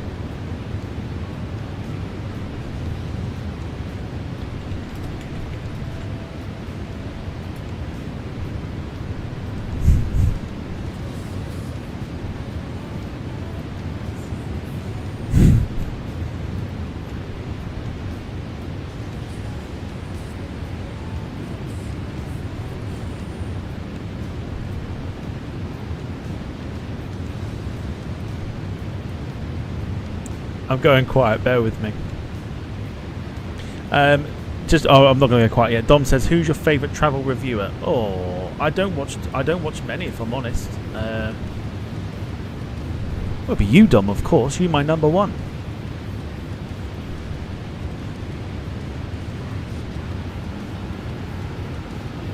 Yeah, I don't know. I don't watch a great deal. The only people I do watch are Noel Phillips, yourself, and Paul Lucas.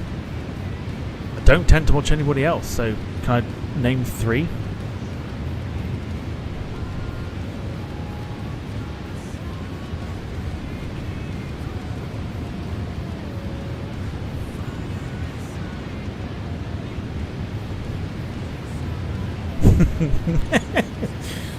Dom, you still my favourite though. You my number one. You are. Ain't no one gonna change that.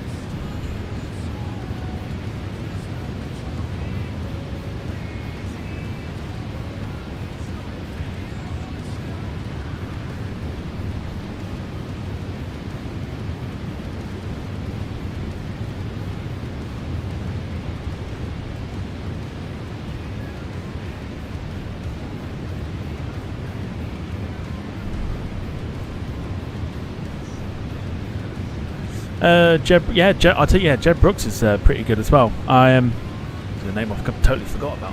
Haven't seen his stuff for a while, but yeah. Also, friend of the channel, Jeb Brooks. Let's not forget that.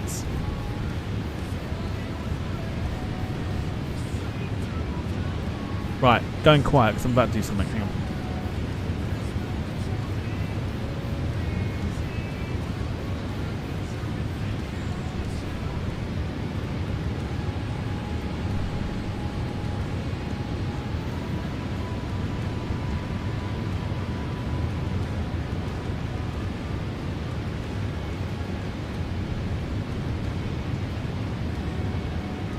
Oh, we need 2 more emojis apparently. 2 more members for another emoji.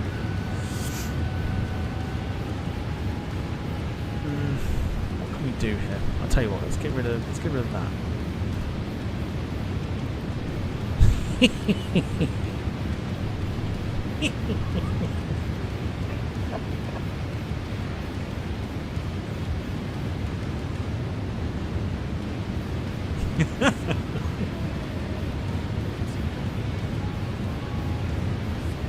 Right, 2 seconds.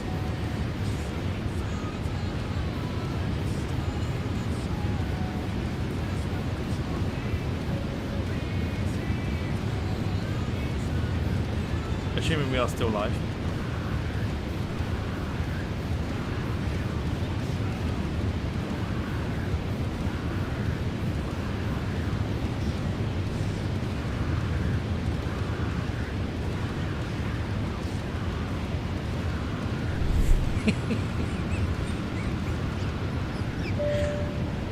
Everyone refresh your chat and have a look at what I've just put in the chat as well.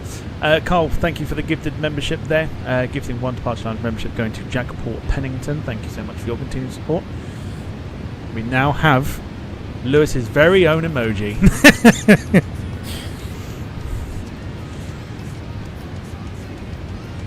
I knew it would come in handy at some point.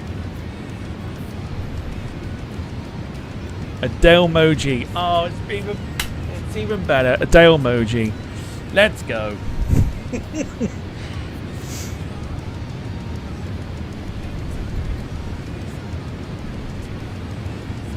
A Dale emoji. I like that. Dale emoji. Alright, let's have a look, see some. There was a comment there. Dom says thoughts on Sam Shuey. How long you got? I could probably say maybe in one name, maybe one word, which is fake.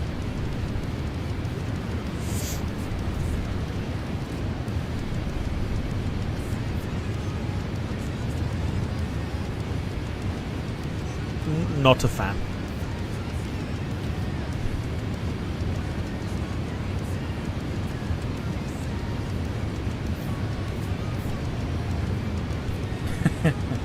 I thought everybody would enjoy that.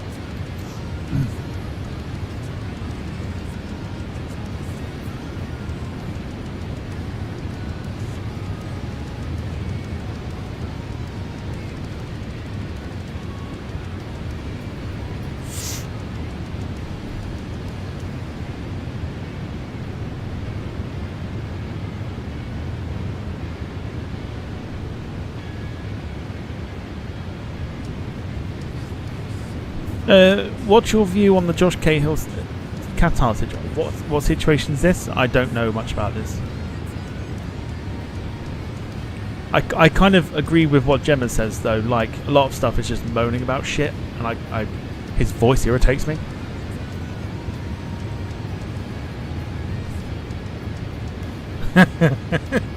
Yeah, Lewis does need one on his own channel for me.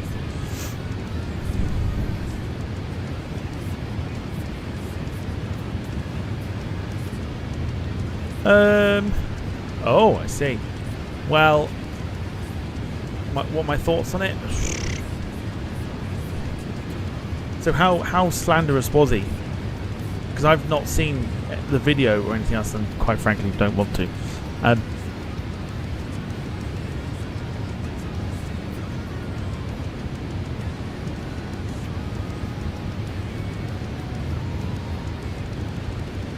Okay, so in your opinions then, because I will not watch the video because again I can't stand his voice. Was it just a case of just going, well, you know, it wasn't great, like the flight weren't great, the crew weren't great, etc., or was it like proper sort of?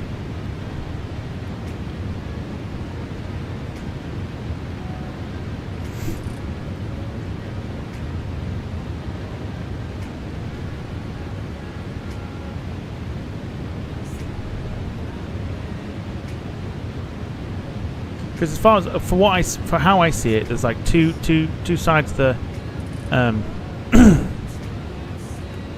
it's like two sides of the coin. So it's like he probably gave his honest review for that particular flight, but then is it good PR for Qatar to see somebody slagging off their airline and being as big as he is, eventually having an impact and going, well, we're not going to fly with them because blah blah blah said that we could do this. You know, the crew treat their passengers like this, so we're not going to fly on this airline. Blah blah blah blah blah. So is it a case of maybe that's why they did it, or?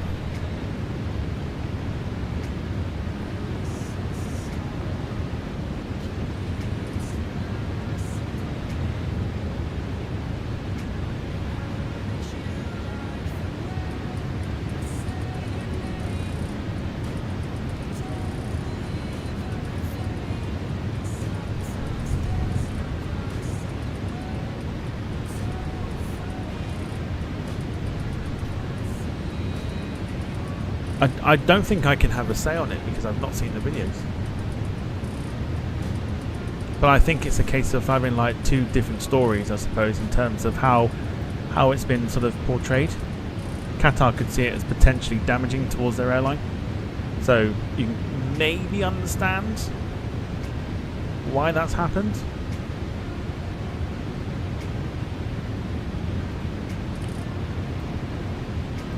But then if he was fair about it,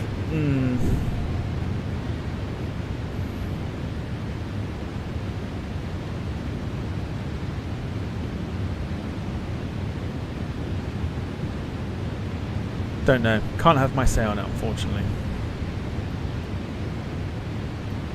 But they do say, don't they, like negativity gets the views.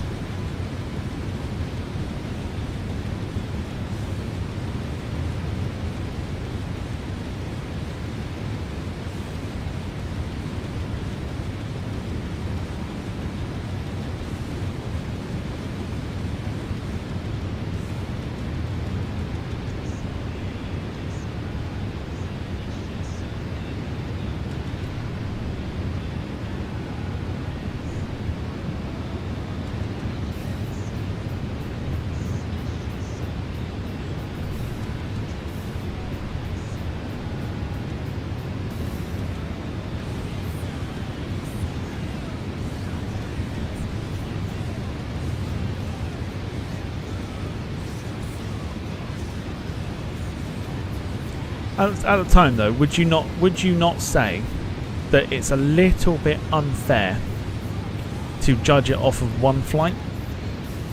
To kind of go, well, the crew was shit, totally uninterested. Is it a little bit unfair to kind of base it off of that one flight? could you not sort of base it around like a couple of flights and go, well, actually, I had various different experiences.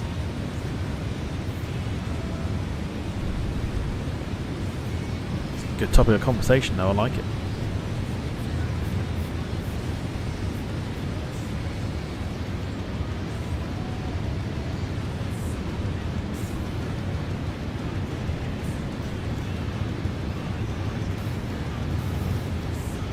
Excuse me. Right, we're going to grab a drink. I'll be back in a moment. Keep talking amongst yourselves. I'll be back to do more comments. Also, if you have a membership milestone you want to chuck in the chat, feel free to do so. I'll read those out once I have returned. Back in a moment.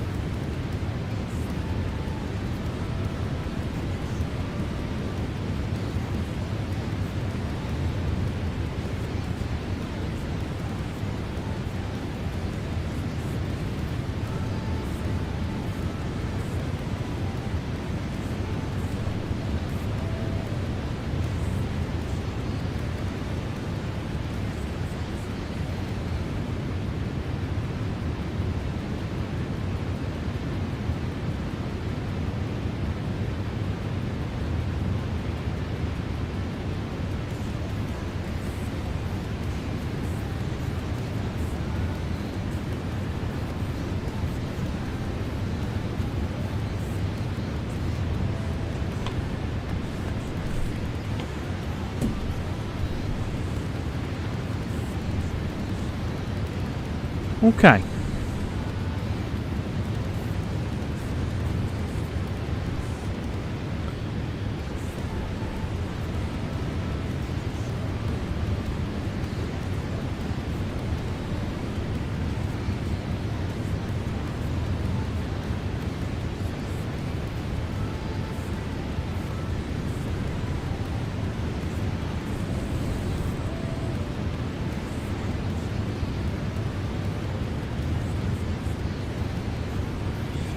See if we can get to double figures.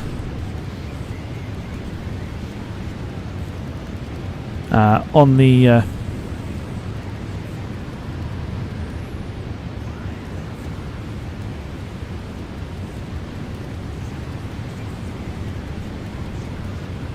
see if we can get double figures on the likes.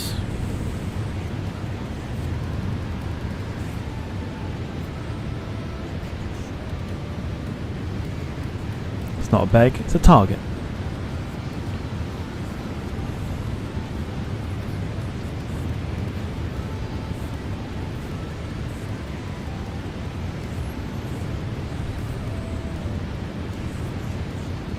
Alright, any more sort of like opinionated questions and stuff like that? Who's got anything they want to chuck this way? We've got an hour left of the flight. Due to land at the moment, I would say, I reckon about 20 past 10, I think we'll land. Have one on me, says Don. That's awfully kind, appreciate it.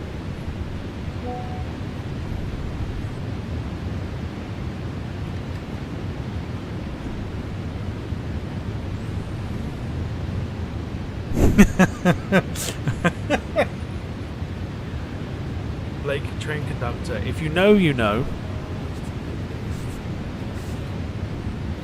But evening, Jim. Hope you're doing well.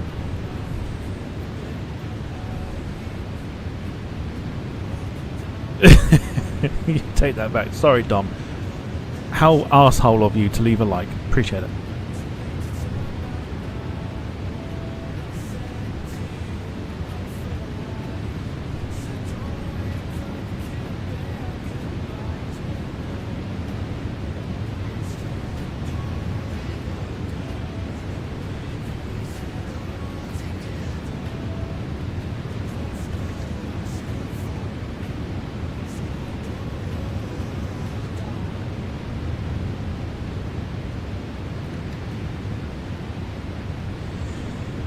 Excuse me.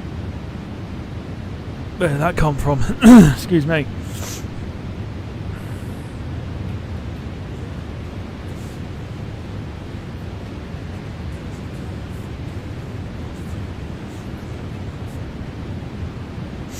Did not expect that to just come out like that. Lewis says, friends of the channel Aviacal TV told me once they invited Sam Shree to do a chat about aviation as he was in the area.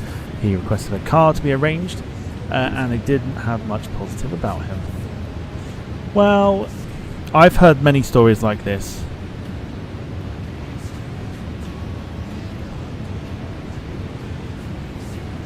Many stories.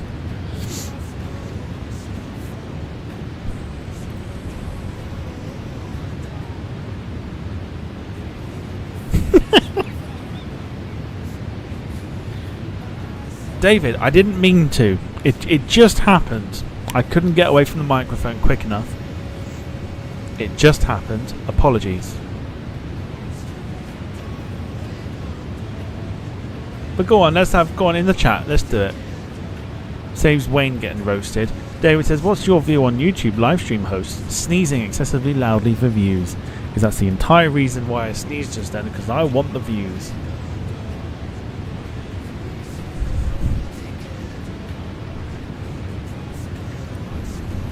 As the cool kids would say, totes not the case.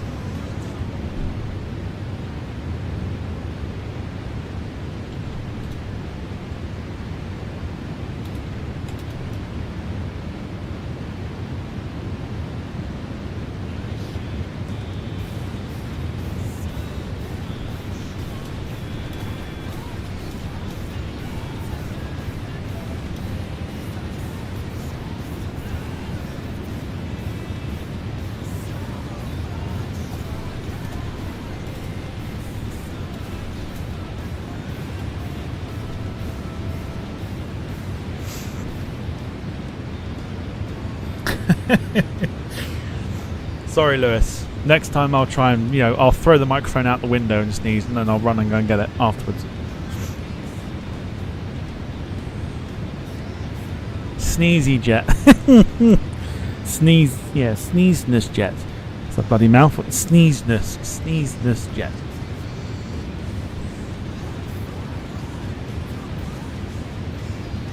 Carl says, if you want the views, go streaming in private. Yes, exactly, because private streamer, streaming for no one, any old viewer will do. Because I can't imagine, and just a side note on this one, I can't imagine listing so many fucking streams that no one's going to watch because they're all on private.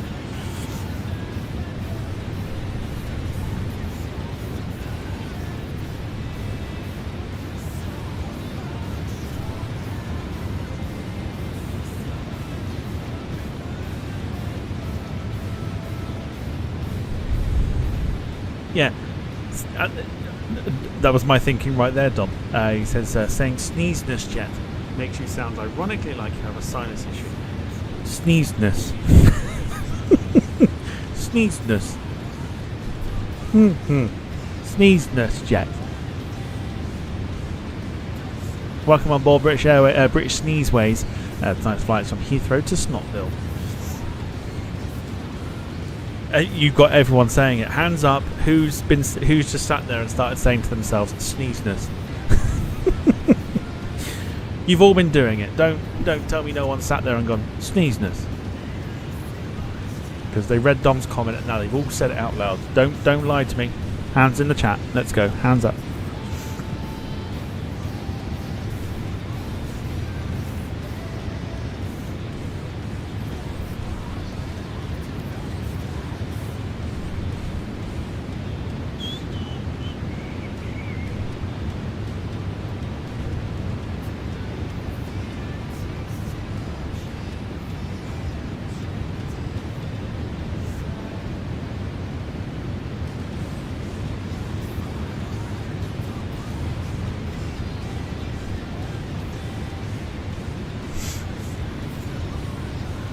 Right, what we got? We have got 55 minutes remaining on the flight.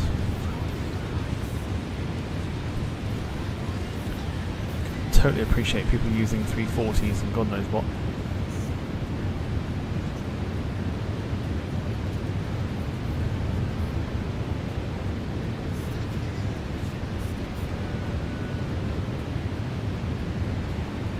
Flight not found, it's literally right there.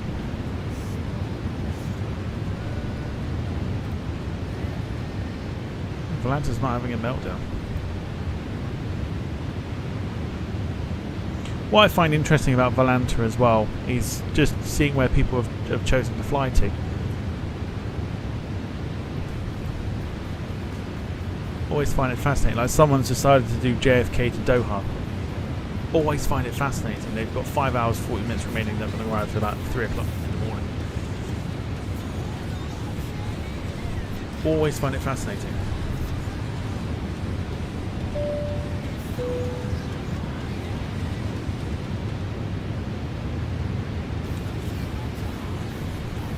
Jim says, oh, Lewis emojis. Ah, yes.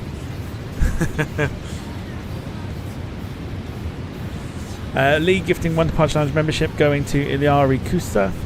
Thank you, Lee, for your continued support, as always.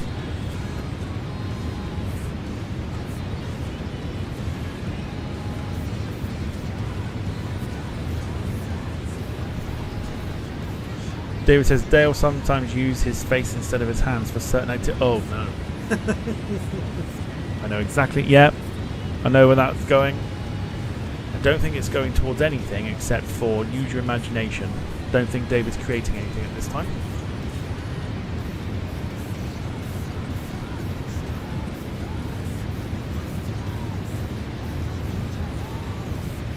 I also think the game of membership roulette, I think, now no longer needs to be called membership roulette, because I don't think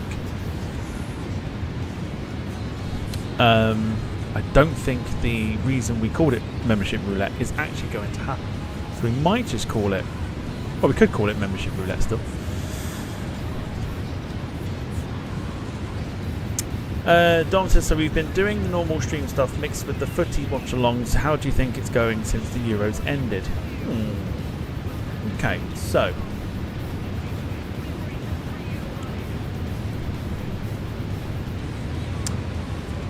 how do I think it's gone so far? So I haven't put a great deal in the list yet, but if I go to, they still haven't changed that one yet.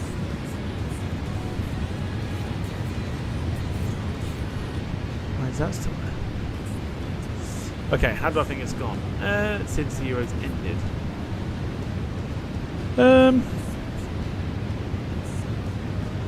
Yeah, to be fair, I think they've gone alright actually, to be fair. I'd like to think people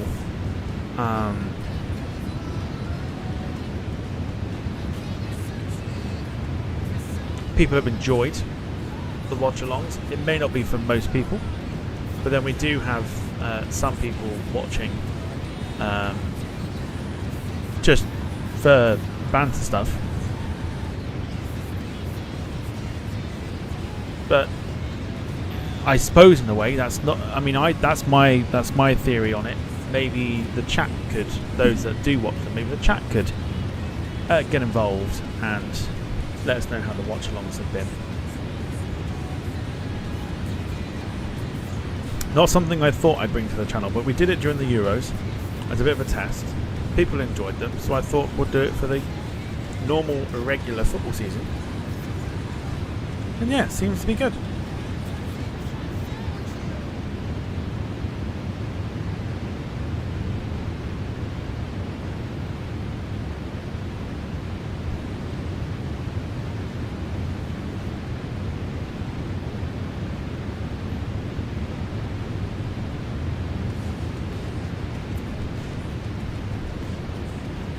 Yeah, Lee's not a football fan, but watches for the banter, same with Gemma. We liking the banter. And again, it's like accommodating everybody, so that not everyone's going to be watching for the football. But if you can have fun doing it at the same time, some people that don't watch it for football, They don't need to be a football fan. But as long as everyone enjoys them, I'm not too bothered with the views and stuff. We've had some really good views. Really good views on the watch-alongs and stuff. So it's great fun. It's great fun. I try and do it in a different way to what you would see normal people do it. So it's those that dedicate their streams and stuff. Rob says, excuse me. Rob says, watch-alongs are good, especially when the Gills get pumped. Yet Gillingham got a beat today, 2-1.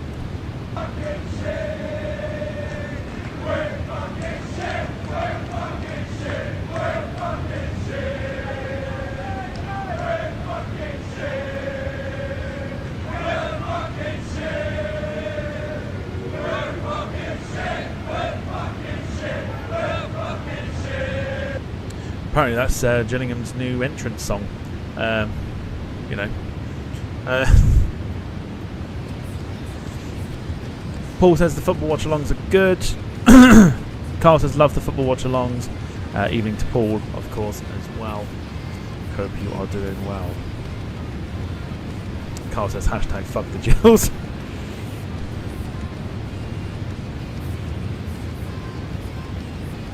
Has it done a reaction? Let's have a look.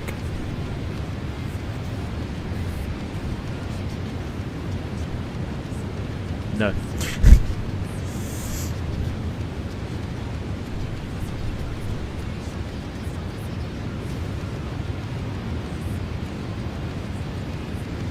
Next caller, is VAR wasting football? I think so, yes. What was I doing this morning? I drove, when I was driving into town, excuse me, to go get my haircut, I was listening to Talk Sport, and they had Mick McCarthy on there, and they were talking about VAR, and he was enraged by the whole VAR thing because he reckons it hasn't changed anything.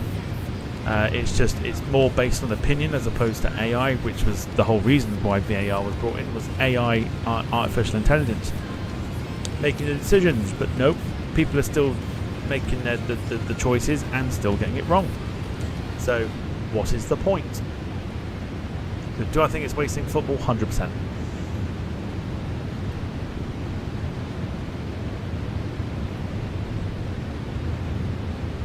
I think it's worse. I think it's worse than times when we didn't have it in football.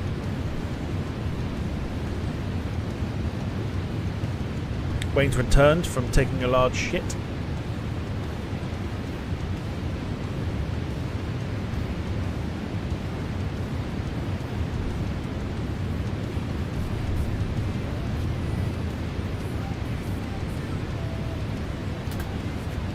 Go. That was me putting it in the chat, not Wayne. But welcome back. That's not what he did. My guess would be the usual putting the car on charge. Lewis says, what's everyone's favourite airport to fly out of? I quite enjoy Newquay. Newquay Airport, nice. It's a small airport, easy enough to navigate. Pretty decent.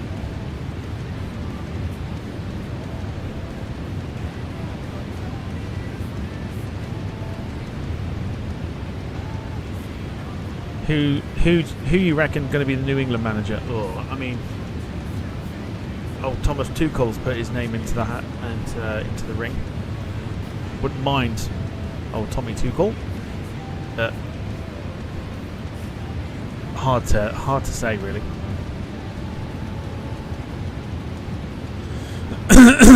Rob says goal line tech and offside's fair enough, but all the other pish grind you down 100%. Jem says Doncaster till it closed.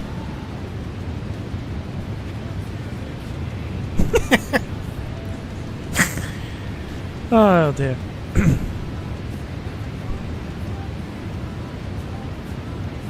Lee's favourite airport to fly out of is Southend. David says, so on the watch-alongs featuring Gillingham, there must be an AI referee then. On a more serious note, Wayne, how was the shit? Yeah, it's all computer, David. It's AI referee versus AI players. All on amateur, of course. I will end up bringing FIFA back to the channel again at some point as well. I'm just not in the mood to play it at the moment, which I knew I would be. Lewis says, for me, the lounges for the lounges it's Heathrow for me, but for easiness it's London City. Nuki is a fun one.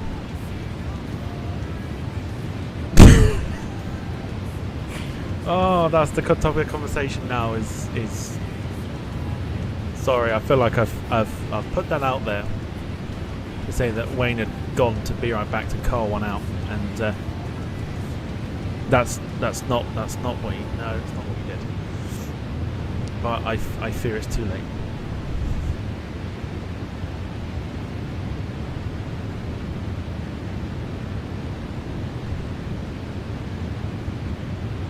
No, actually, bollocks to it. I make no apologies. Wayne says Newcastle decent. I don't know why Ben Hatchling keeps Teesside open.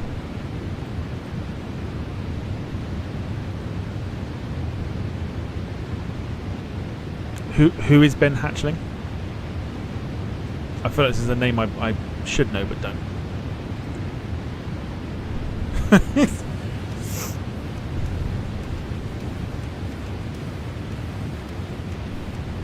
Oh, I'll let Wayne answer your questions about that sort of thing.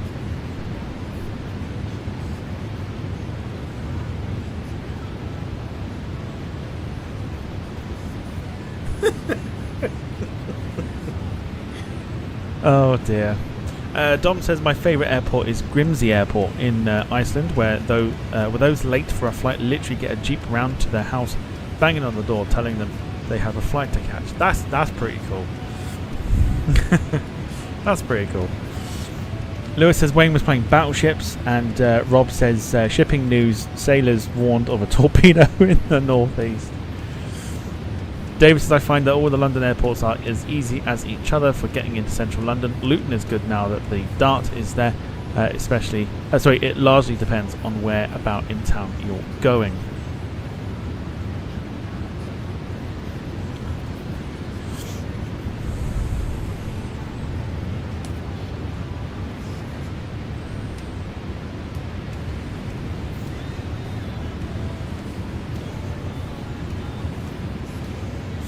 Gemma says, someone say Iceland. I'll be there in 3 weeks. She's gone to pick up the sandwiches so that Wayne doesn't get his hands on them.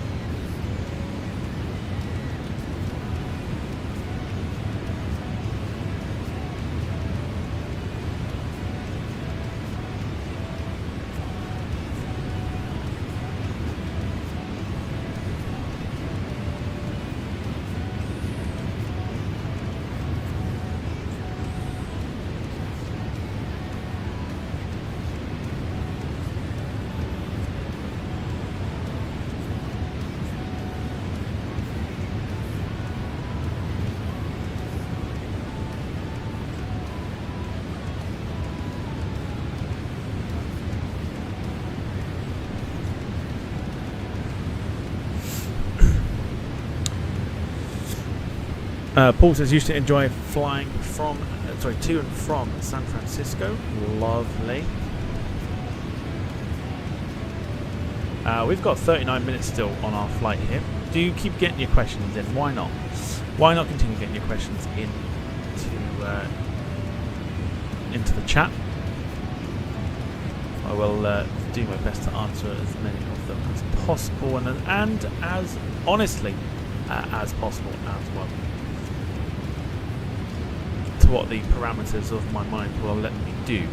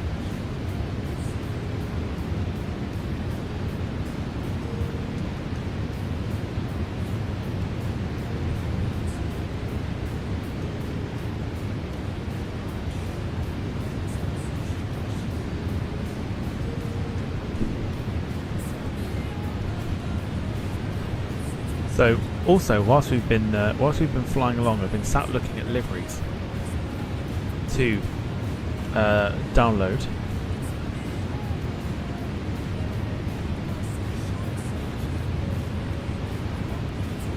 For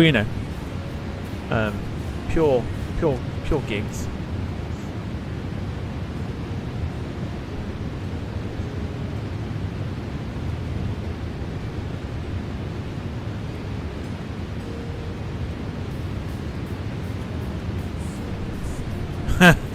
Honest, good. What can I do to improve my video, says Dom. Not make them. Oh no, I'm kidding. I'm joking. I'm joking. I don't know. I mean,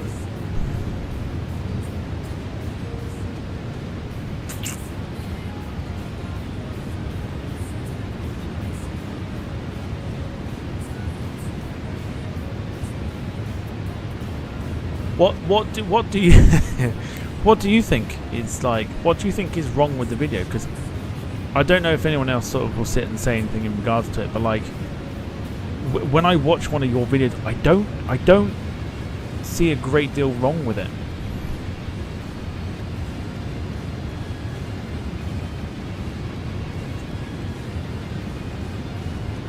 So I mean, again, I'm not like I'm an expert on the travel video things, but I don't know what you could do to change it. If you, I don't think you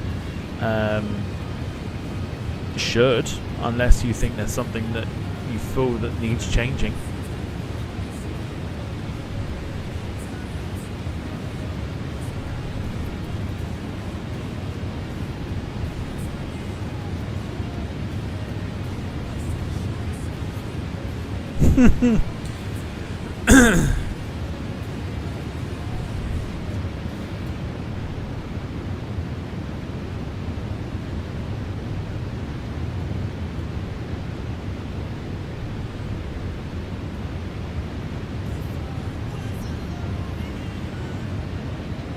I'd say like maybe, I don't know, maybe one thing is to smile more. That one I'm really struggling with because I quite enjoy videos as they are. So if you want more engagement,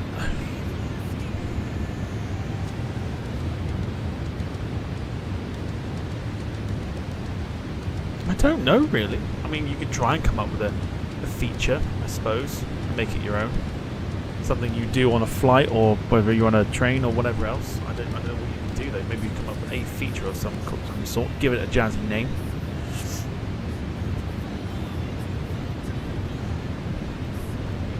A bit like the Lou reviews, but maybe something else. I don't.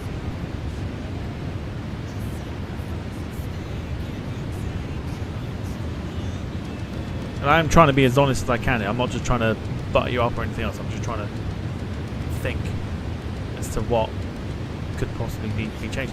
I don't know if anything could be.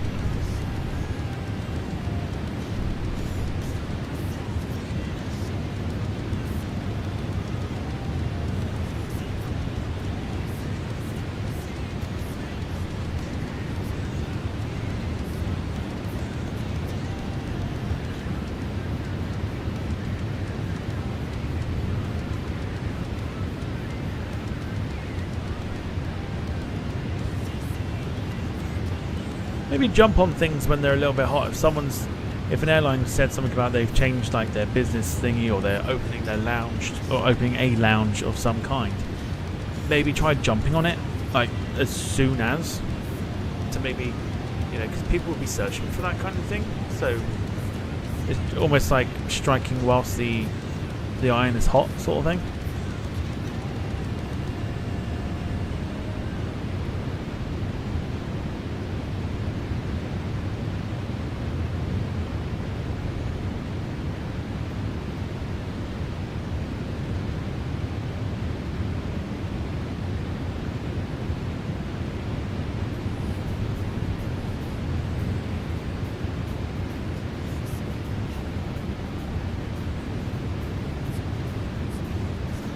Coffee reviews could be interesting as a little thing. If you go to a different country, you try their coffee and have like a coffee review sort of thing. Seeing as you really, really like their coffee, or like the coffee, maybe that's something you can look into. Just, I don't know, maybe a little feature or something that kind of gets people giggling and stuff.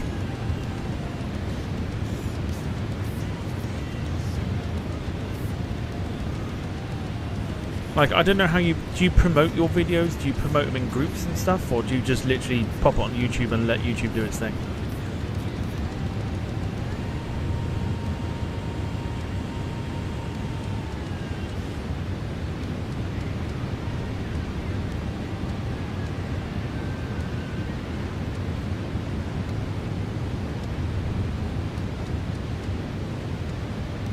Yeah, coffee is a good shout. Yeah, I think doing like a coffee review. Like, maybe not so much like airline coffee or something like that, but like if you go to like another country and they've got like their own sort of coffee shops and whatever else like that, maybe, I don't know, swing by there or something, or if there's a foreign coffee shop in one of the airports or whatever, like maybe just do that. Or, great shout from Rob, who says a unique scoring system that could compare on similar flights to others and have a yearly league table of best and worst. I think that'd be a great shout.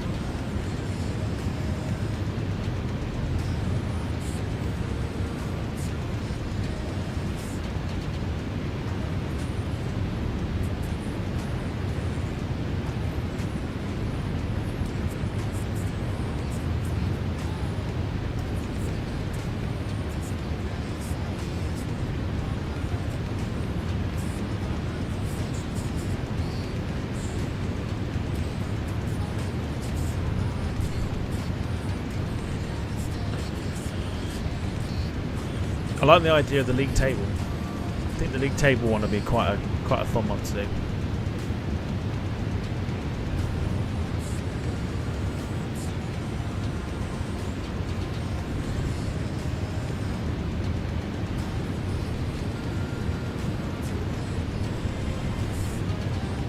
So we are 29 minutes away from landing at London's Heathrow. Runway 27 left we'll be using today. Very, very rare we get a 27 left landing for Heathrow. Conditions looking, I mean, pretty clear by the looks of it. I think we're in for a clear sky sort of landing. I don't know what it's like at Heathrow at the moment. But yeah, I really, really do like this A330. Really, really do like it. We'll be using it a lot more.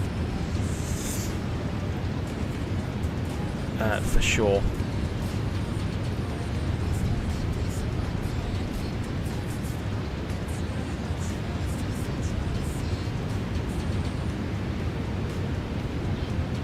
Try and work out which aeroplanes to use next week as well.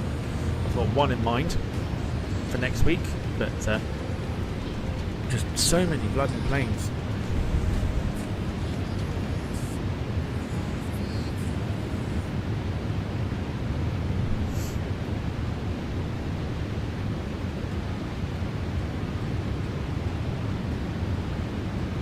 Tell you what, let's throw some suggestions in the chat. Give me a good idea to what you want to see in terms of aeroplanes. Now I've got one in mind, so that's already in my head.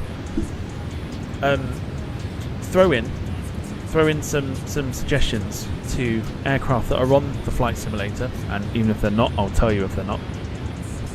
What do you want to see next week? Aircraft wise, what do you want to see next week?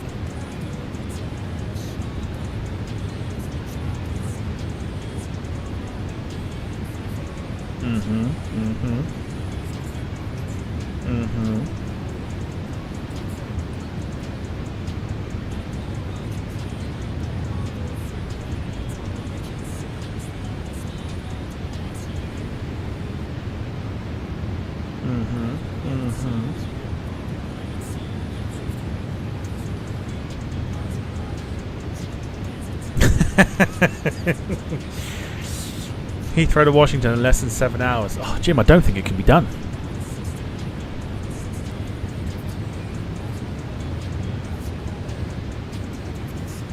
It's already been proved, Jim. It can't be done. Can't be done in less than 7 hours. Not with all those fuel stops. DC-10 not on the sim, so that couldn't be done.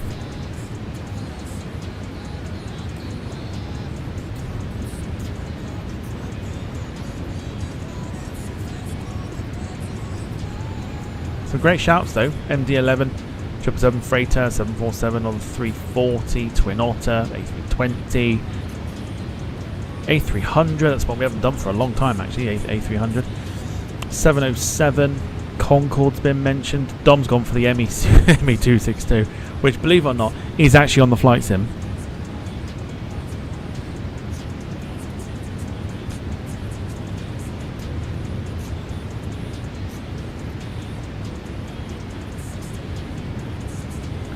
Darren says Heathrow clear, visibility 10 kilometers plus, wind 9 knots from the west. Thank you. Very, very kind. Should be in for a decent landing then. Rob says, right bro flyer, quick flight could be done in the hold of the US Air Force C5. That'd be a very short stream as well. Mind you, to be fair, if we did that short flight across the length of the US Air Force C5, probably takes 7 hours plus fuel stops. So, you know. Lewis has gone DHL A300. Lots of people clamouring for the A300. We have not done that for a while. Same with the MD-11. That's been mentioned a couple of times. There's some good shouts in there. I'll have to have a nosy. See what we can do. But yeah, literally just chuck a crap load of suggestions in there for aircraft, even if they're not on the flight sim. I'll tell you. What do you want to see potentially next week?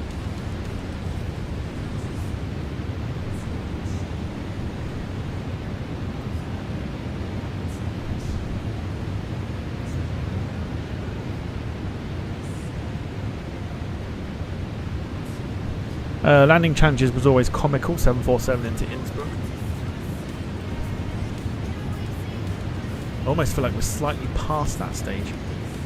We might do it on the new one, just see what their challenges are like. 767 Freighter says Lee.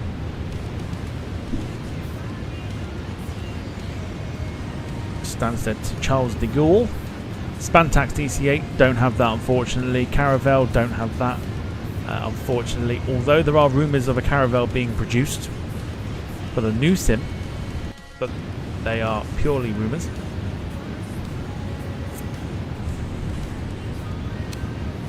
Is KLM 321 Neo on the sim? It is, I believe.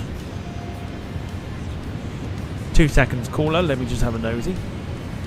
I'm literally on the site now looking for liveries, so just bear with me 2 seconds.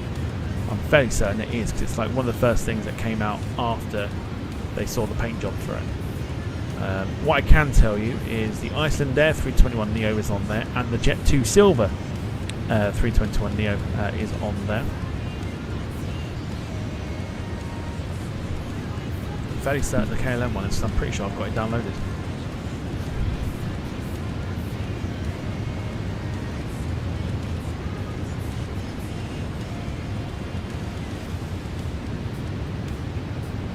How far back are we going now? Hello? Hello? 7 months, eh? Right, hang on a minute. There, yeah, there it is. I got it. It's on there, of course it is.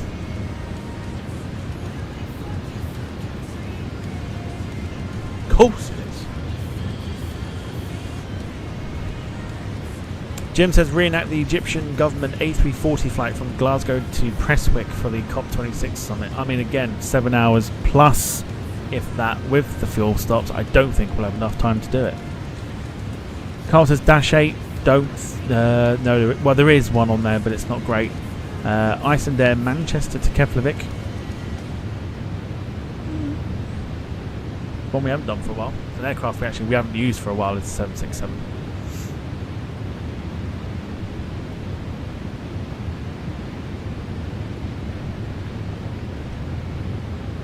Okay, so we are now heading towards the most northern. In fact, no, we're over the English Channel at the moment. We should have below us. There's Jersey. So we should think about descending. We're going to start to descend slowly at this point. So that there is Jersey.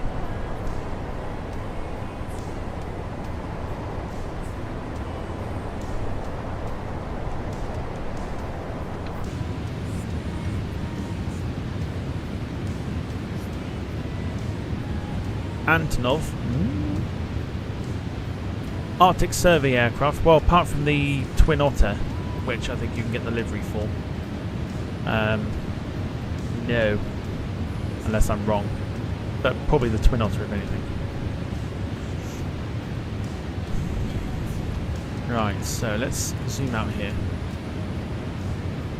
Does that blue line appear? I'll try and get down to about 20,000. Don't think the blue line appears, does it? So we're gonna have to manage, I think. Right, let's get the descent on the way.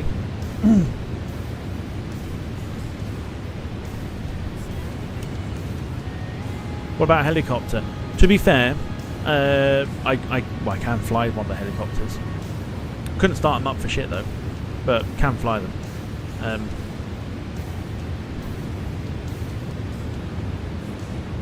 Again, be interesting for like the sightseeing stuff. Do you know what I mean? I think that could be quite an interesting thing to do, especially now that the graphics are a little bit more sharper. I think it would be quite an interesting one to do. But I feel like if we're going to do that, it's got to be done during a day and probably on like a Saturday during the day sort of thing. So that if we do things in Europe, you could do it with daytime light rather than having to take the time back and everything else.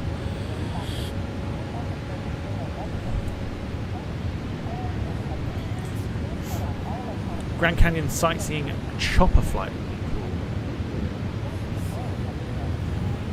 I did fly to, I'll tell you what I did fly to today. I flew to Innsbruck, tried that out today to see how the graphics took that, and very impressed, very, very impressed.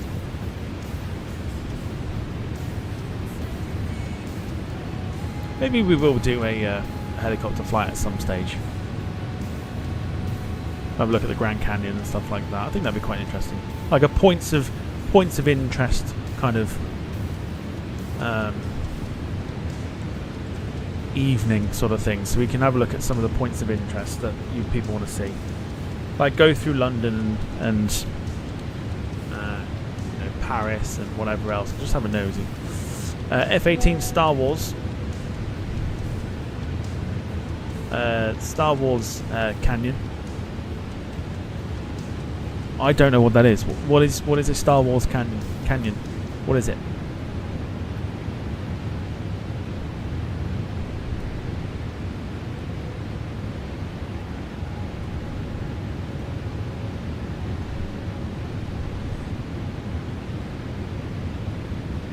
Carl says the Mach loop in a 340.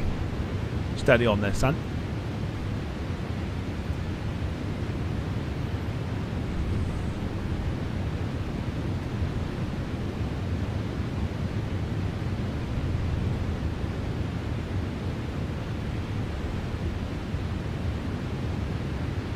Oh, Yank version of the Mach loop for the US Navy. I didn't even know they had one over there. I think that'd be quite interesting. I think we could do something like that. I'll look into that and see if we can do something like that. Because other things that we haven't done for a long time is private flights, like private jets, and things like the Britten-Norman Islander and things like that.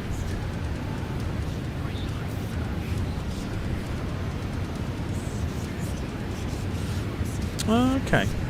Rainbow Canyon in Death Valley National Park. Okay.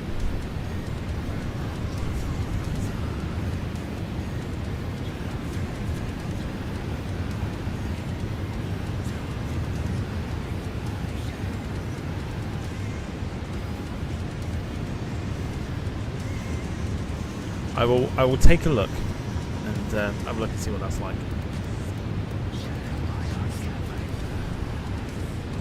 But I'll have a nosy at some routes that we can do during the week tomorrow. Seeing as Wayne is with you, I don't know if Wayne's decided what we're doing tomorrow.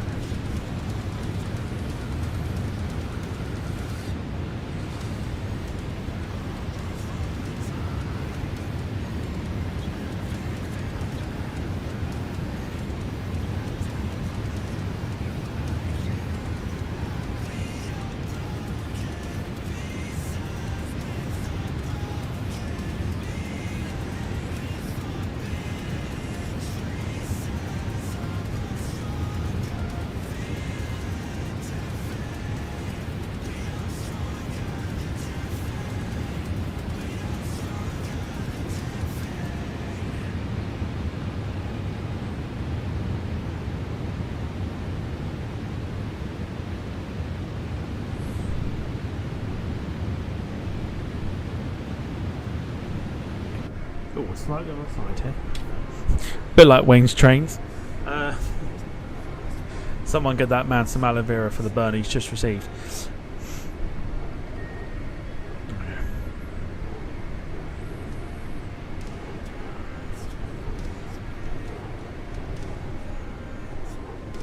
So the moon is like behind us now, I think, so can't quite see the aircraft like we used to be able to.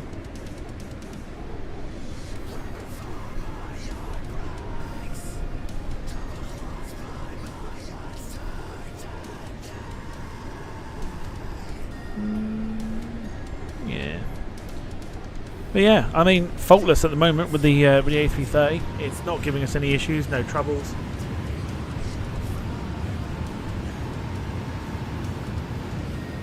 And yeah, it's honestly great. Great fun to fly. Another aircraft I'm looking at is the Dublin Long Stay Car Park Special, which of course is the BA146. I have not flown that in a long, long time. Same with the Fokker 28. There's so many planes on this bloody sim now. I never know what to use. Never know what to use.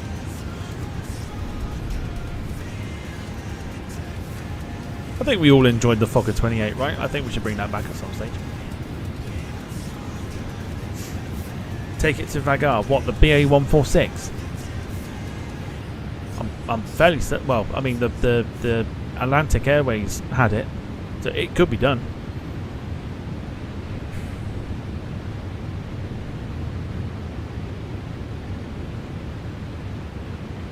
Ilyushin 96.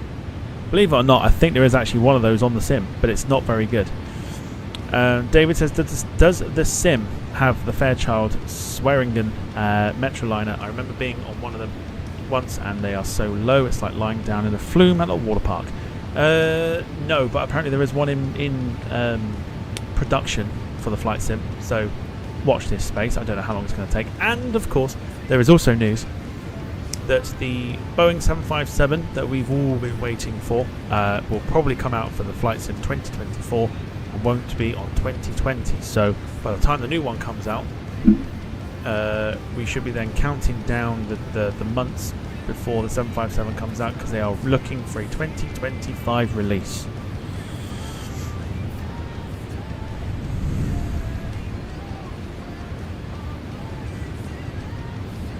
There is West Air 757 freighters that fly Vagar to Brussels. Yeah, we've not got a 757 though, which is a bit of a pain in the ass.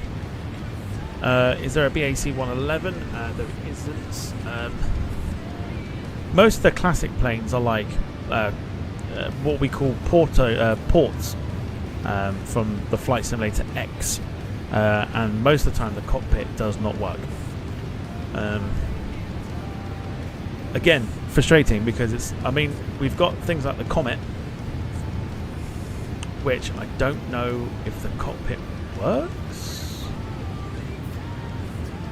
Let me just show you. Hang on 2 seconds, just while we are descending.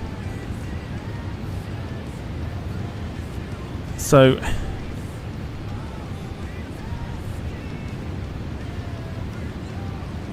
Lewis, thanks for popping in. Let's just give you. Oh, I can't do it because I've taken the window off. Take it easy. We will see you very, very soon. Any Buffalo Air? We've done Buffalo Air with the DC-3, but we haven't done that for a while. I am looking at the DC-6, which is again is another plane that I haven't used for a long time because I thought I had it working, and then turns out it did not. So I'm going to look at trying to get the DC-6 to work. I might give it a go tomorrow. I'm also looking at Constellation, the Lockheed Constellation, or the old Connie. Looking into that one too. Trying to get these aircraft to work.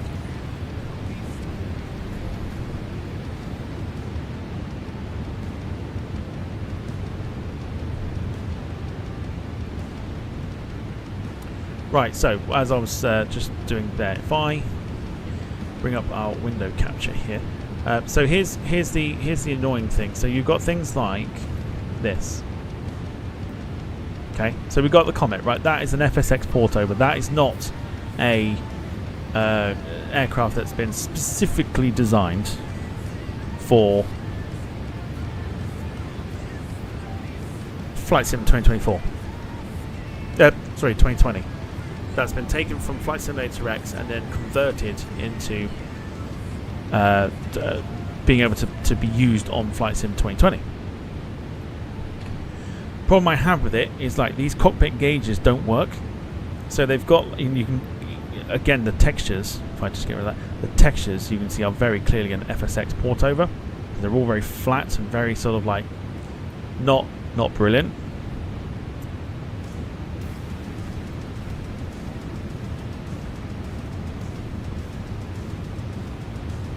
Going to get the aircraft down to 10,000 feet, just bear with me.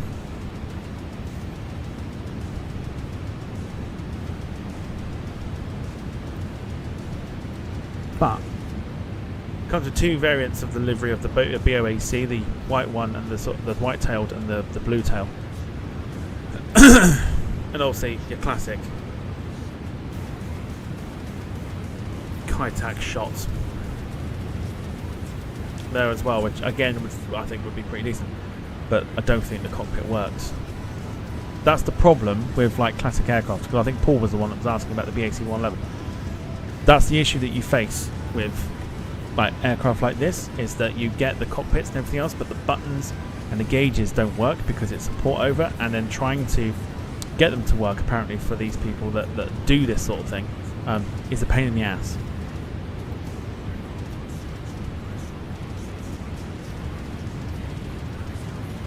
But it's got real sounds and everything. Like the sounds are there. Just doesn't have the cockpit working. Otherwise, it'd be one of those things that we potentially look at using.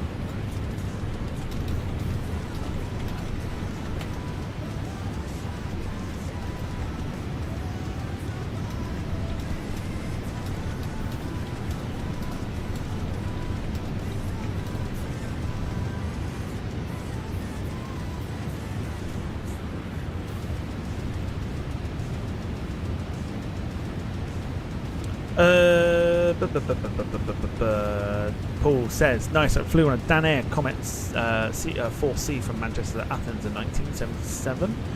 Rob says, does the Comet come as a Nimrod? To be honest with you, I don't remember. I want to... No, did it? No, I don't think it did. I think it was literally just those two liveries in the standard configuration for the Comet. Are you going to be doing multiplayer streams again? I will. If you want me to do them again, so you can join in, absolutely I can. Lockheed, is that in the sim? Depends what one you're after. If you're on about Connie, the old Constellation.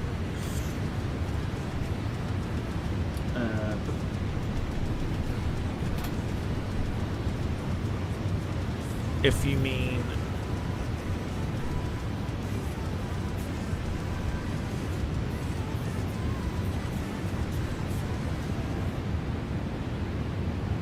If you mean that, then yeah. This is what I'm trying to learn as well. Is this aircraft here.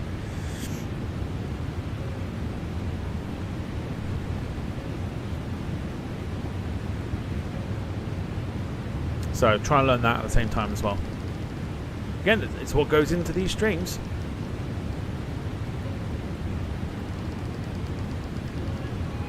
Below us, for those interested, that's the Isle of Wight below us. I think the needles are off to. I don't know. I'm trying to guess where the needles are. In the dark. It's not a clever move.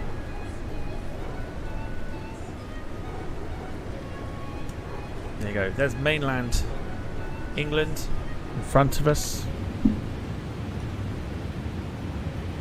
Now we might encounter one or two stutters.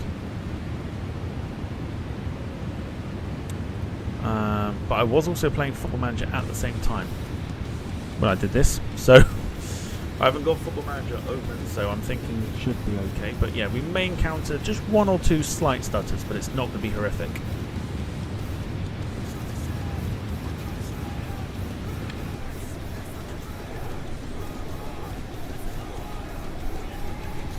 Yeah, there you go. That's the needle. Sorry, the Isle of Wight. Yeah, you see just a little bit of stutter there, but that's absolutely fine. That is, I believe, just the scenery loading in. So nothing to do with the actual gameplay, that's just the scenery loading in.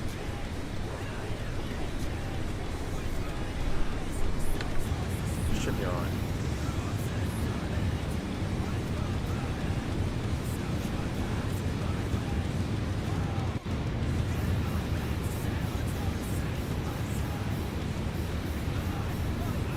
Looks pretty good though, right? Like, for me, having it on Ultra, the lighting looks so much better. It used to just spawn out of nowhere, and I wasn't a huge fan of that, but this just looks incredible.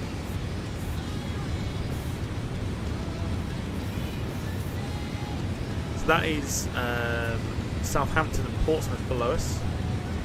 Bournemouth is further to the left.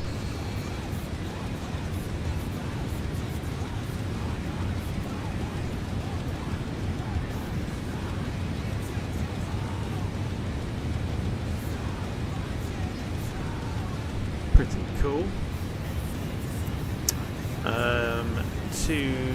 I think that is Gatwick. Whoa. Yeah, that you're gonna get this sort of, so it's still smooth, but everything's like loading in at the moment. So you are gonna get this sort of, you can see it there. Like the frames just trying to catch up on themselves. You are gonna get it. It's absolutely fine.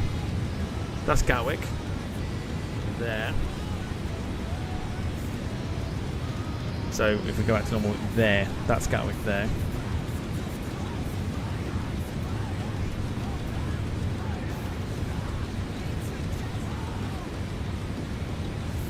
Southampton and Portsmouth, bombs away, Captain. Not that kind of aeroplane.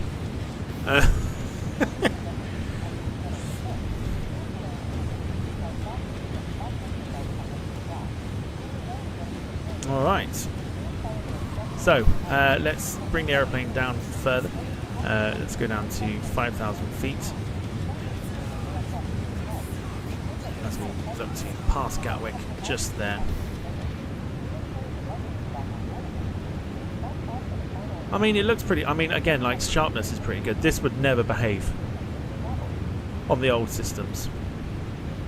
It would never behave this well.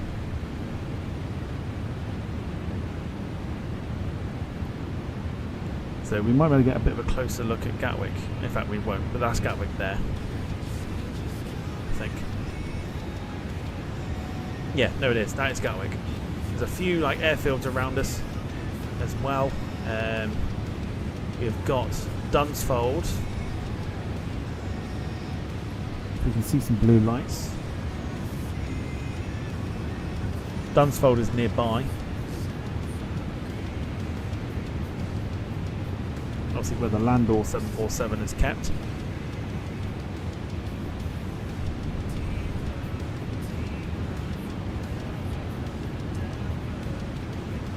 But yeah, otherwise, I mean, I think it looks a hell of a lot better than it did do before. So.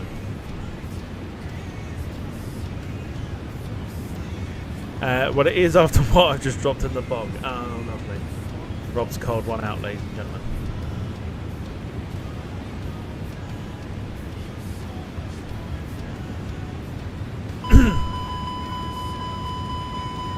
Oh, why are we speeding so... Whoa, whoa, whoa, whoa, whoa. Okay, let's bring that back. Why are we speeding so much? Why are we continuing to gather speed? My good lord. Right, speed brake's going to have to go up here. Going to need to bring them on. We might bring them on quite hard at the moment. We should not be going that quick.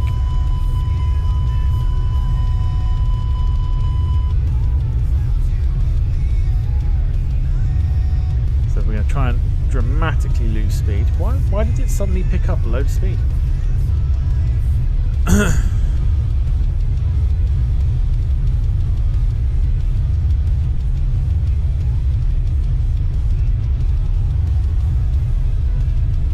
That was weird. I was just wondering why the alarms were going off then. We picked up a great deal of speed. Don't know why. Right, Carl was after some things here. There you go. Lufthansa for you. That's also what we're looking at.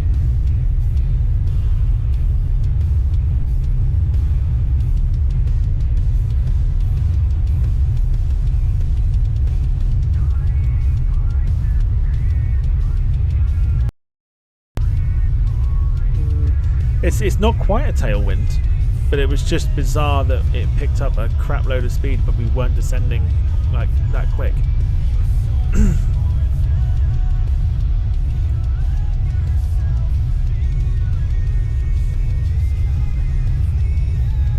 Alright, Heathrow Airport, there it is.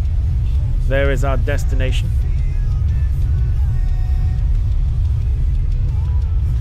We can now look to bring the speed brakes back up again.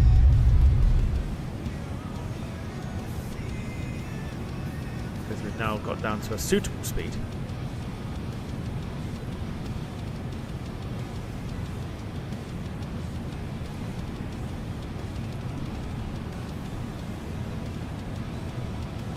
So we're over Guildford at the moment.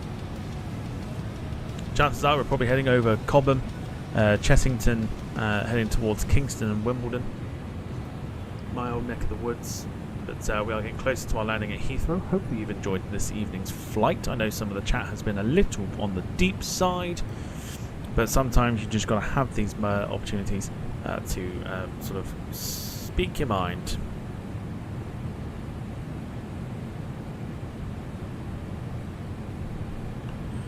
Jim says 3 747s at Dunsfold.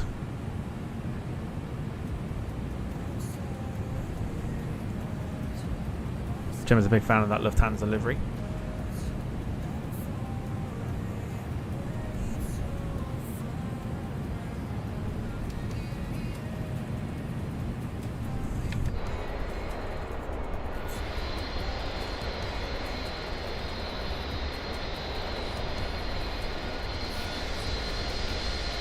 So we've done the easy bit. Hard bit's on its way. I'm going to try and land this aeroplane. Rob says don't park it in the long stay car park unless you want debt like a third world country. I will do my best not to.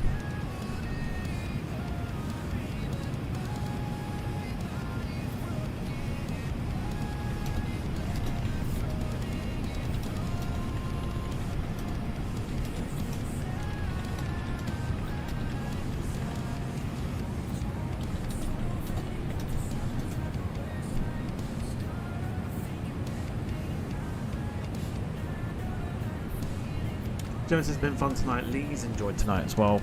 Glad you have enjoyed the evening. Glad you've enjoyed the A330 as well.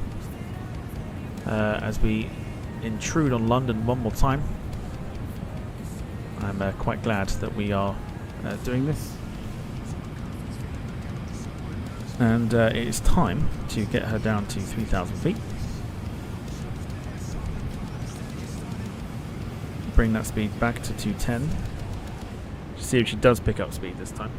And she is picking up speed. Cool. Speed brakes to be deployed once again.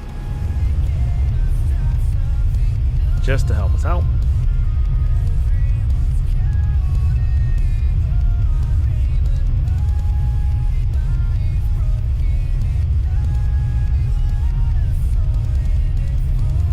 We can go for landing lights as well.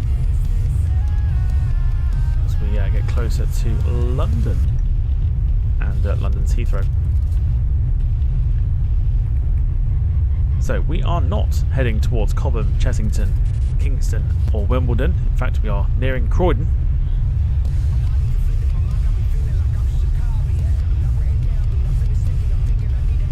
And taking a rather long approach round. We bring the aeroplane down to 3,000 feet. 2,500.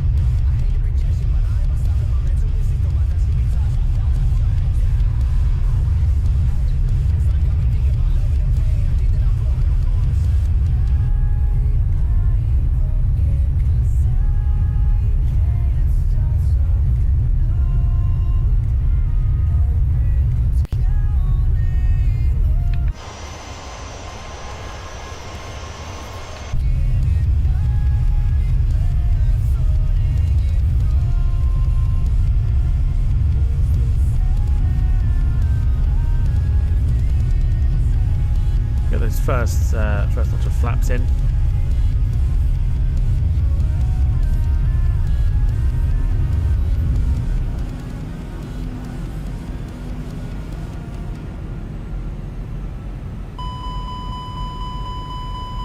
You'll be fine.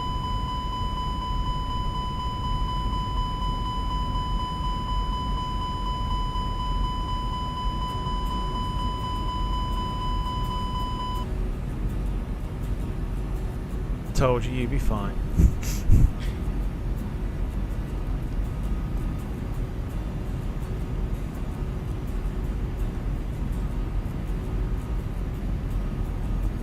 Okie dokie, right. Round we go. There's the O2. So the centre of London is literally in front of us. We've got our first notch of flaps in.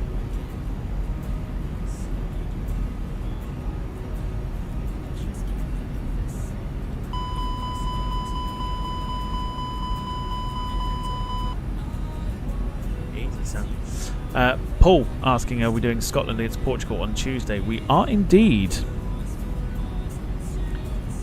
Might as well give the jocks an opportunity on stream. So yes, we are going to be doing Scotland against Portugal. Should be a good game, that.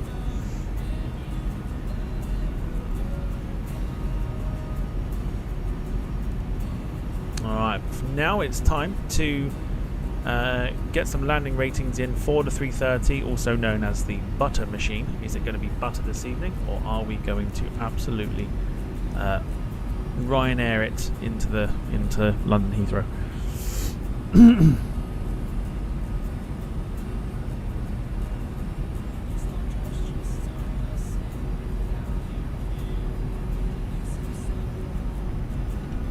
Okay, so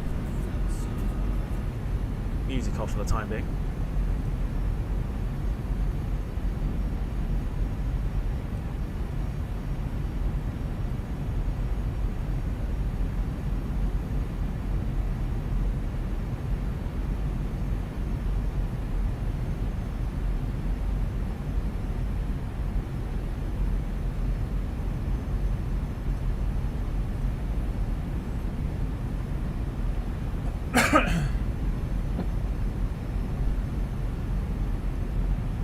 We'll chuck the approach mode on. Excuse me. Start to bring the speed down.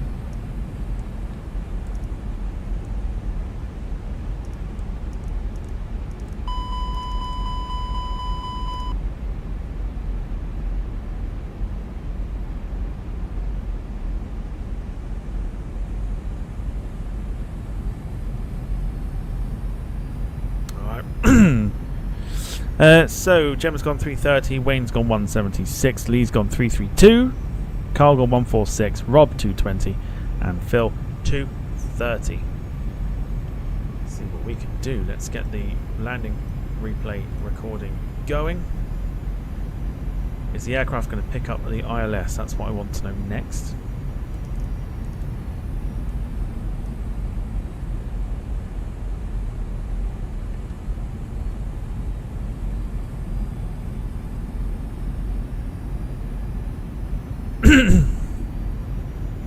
I think it has done.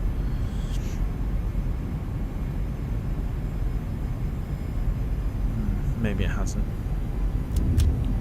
Alright, gear can come down.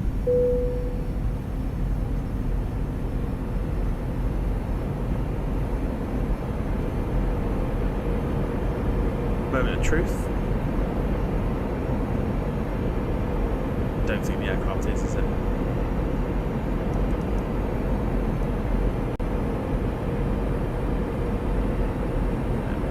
We'll take over. Okay, that's fine. We'll take over. Right, we're in control. Very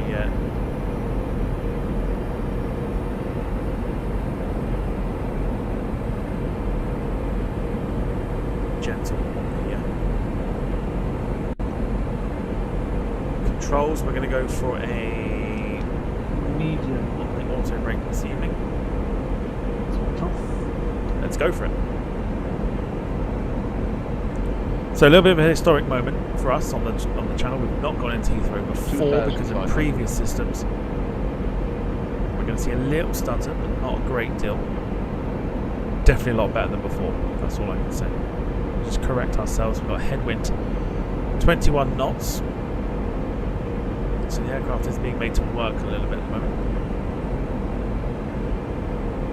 2000.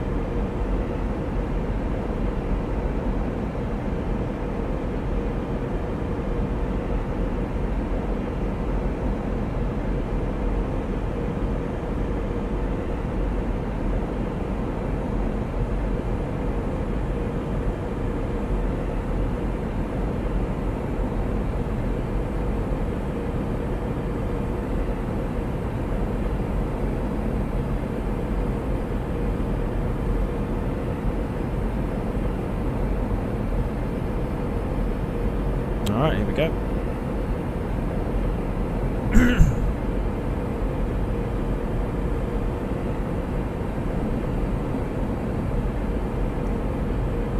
Flight for us 165 is actually a bit of a... It's like you've got to land these planes at a little bit of a quicker speed.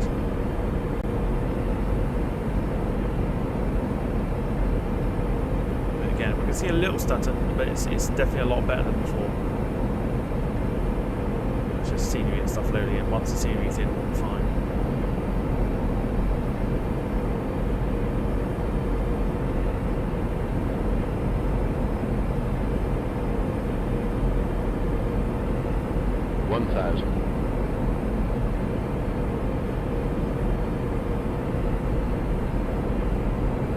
Concentration on my face must be quite impressive.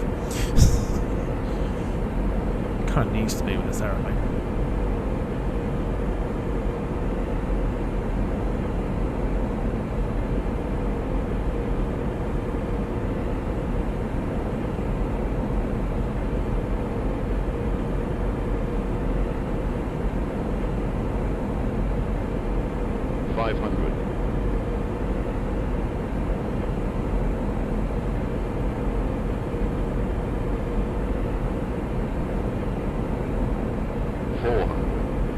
Here we go.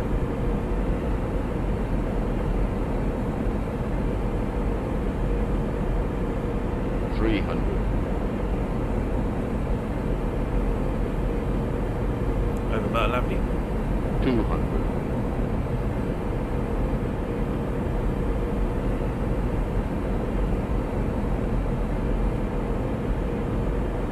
100. 50. 40. 30. 10. Retard. Retard. Retard. Beautiful. Reverse is on.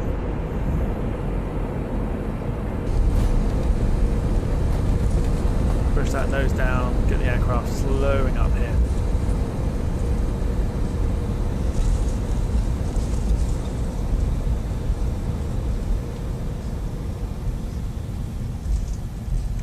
Alright, off the auto throttle. Now, this is where I had issues last time, trying to get the aircraft off the runway, and then it just would not stop. So we should be okay now.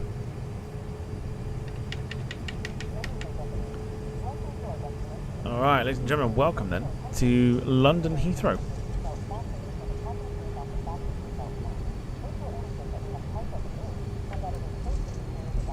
Oh, it's doing it. It's doing it. It's doing it. It's doing it. No, no, no, no. I feared it would do this. Okay, there we go.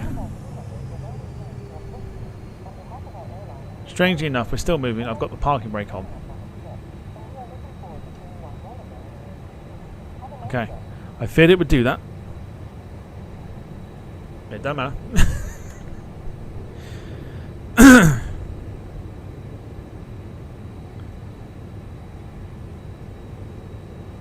Alright, let's get the lights on here. Let's turn off the strobes and we'll turn the landing light off. Cool, we'll go dome light back off again. Okay, right. This is where it gets a bit interesting now.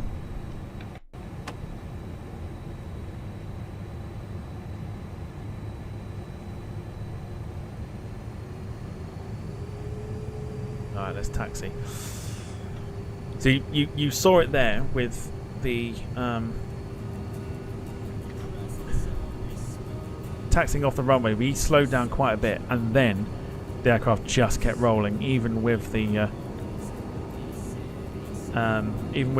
parking brake on. There's like a little bug. I think that'll get ironed out, I think, with the update. Otherwise, a pretty solid flight, I think. And of course, Heathrow behaving very, very nicely as well, which is always good news. So welcome to London Heathrow. Volanta for us this evening. Had it down at -141, so pretty much spot on here. Why are we veering off to the right here? Carl says he wins with 146. He was the closest. Looking forward to seeing what that replay is like. You really do have to taxi at slow speeds to be able to turn this aircraft.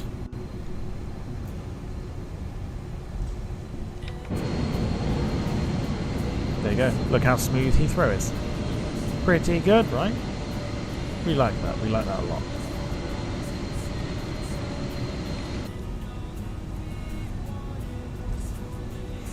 So Lee's leaving us. If you are leaving us now, thank you for watching this evening. Wayne's with you tomorrow from 7 o'clock. The stream will get scheduled tomorrow.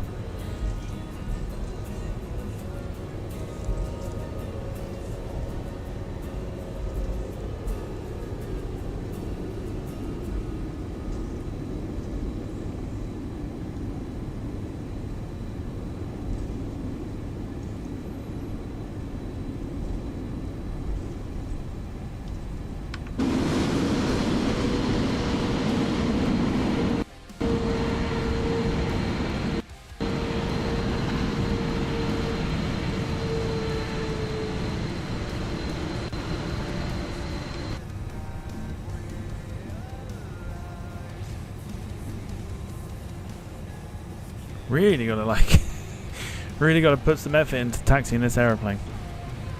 Right, so replay's coming up once we've parked up and everything else.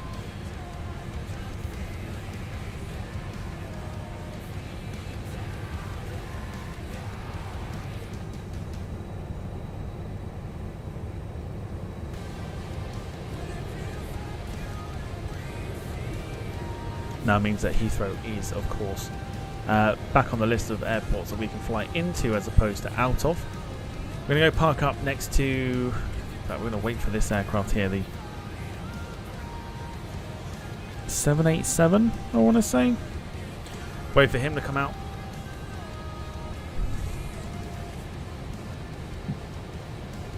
And then we'll go park up next to the Aegean to our left. In fact, it's the 777.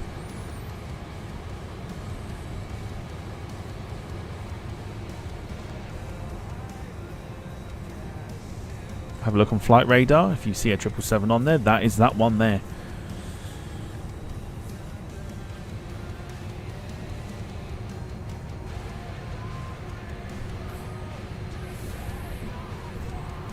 Jim says reports starting to come in about odd noises from train sheds. Apparently trains are now trembling in fear about tomorrow evening. Those poor trains. We would park up next to the Aegean.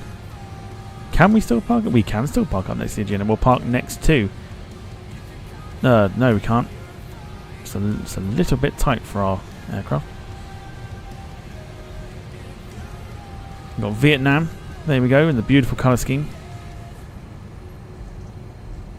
Should we go park up next to... Where should we park up?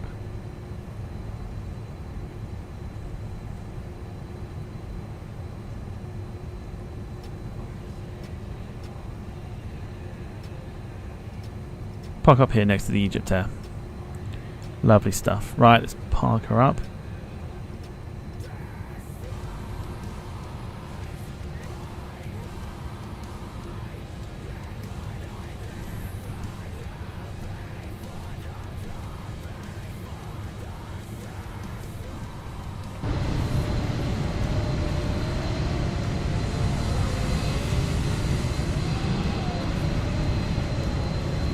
It's a bit tight, but doesn't matter. You saw nothing. Right, ladies and gentlemen, welcome to London Heathrow. Jim says it was BA83 off to Abuja. So lovely stuff. All right, let's have a look at tonight's flight details as we bring them up on stream.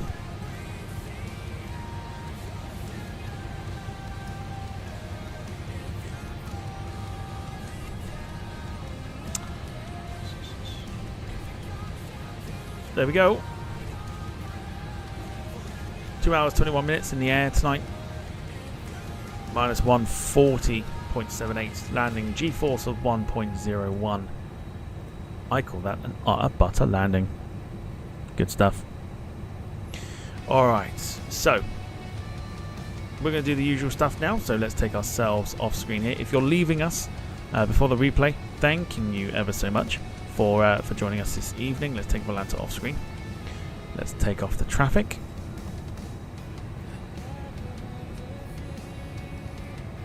Let's roll the time all the way back.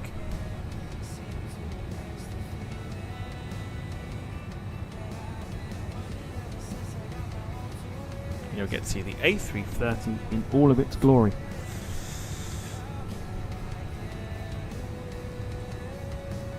Couldn't find valid airport data at this position. Services are not available. Here we go then. So, ladies and gentlemen, thank you so much for watching this evening. Hope you had a wonderful evening with us. It's been a lot of fun for us for sure. We'll do it all again tomorrow with Wayne in the controls of whichever train he decides to use. I'll give you the outside view. Oh, beautiful. Beautiful A330. There you go. Now see it in all of its daytime glory. Look at that. They've done a really good job. Really, really good job with this A330.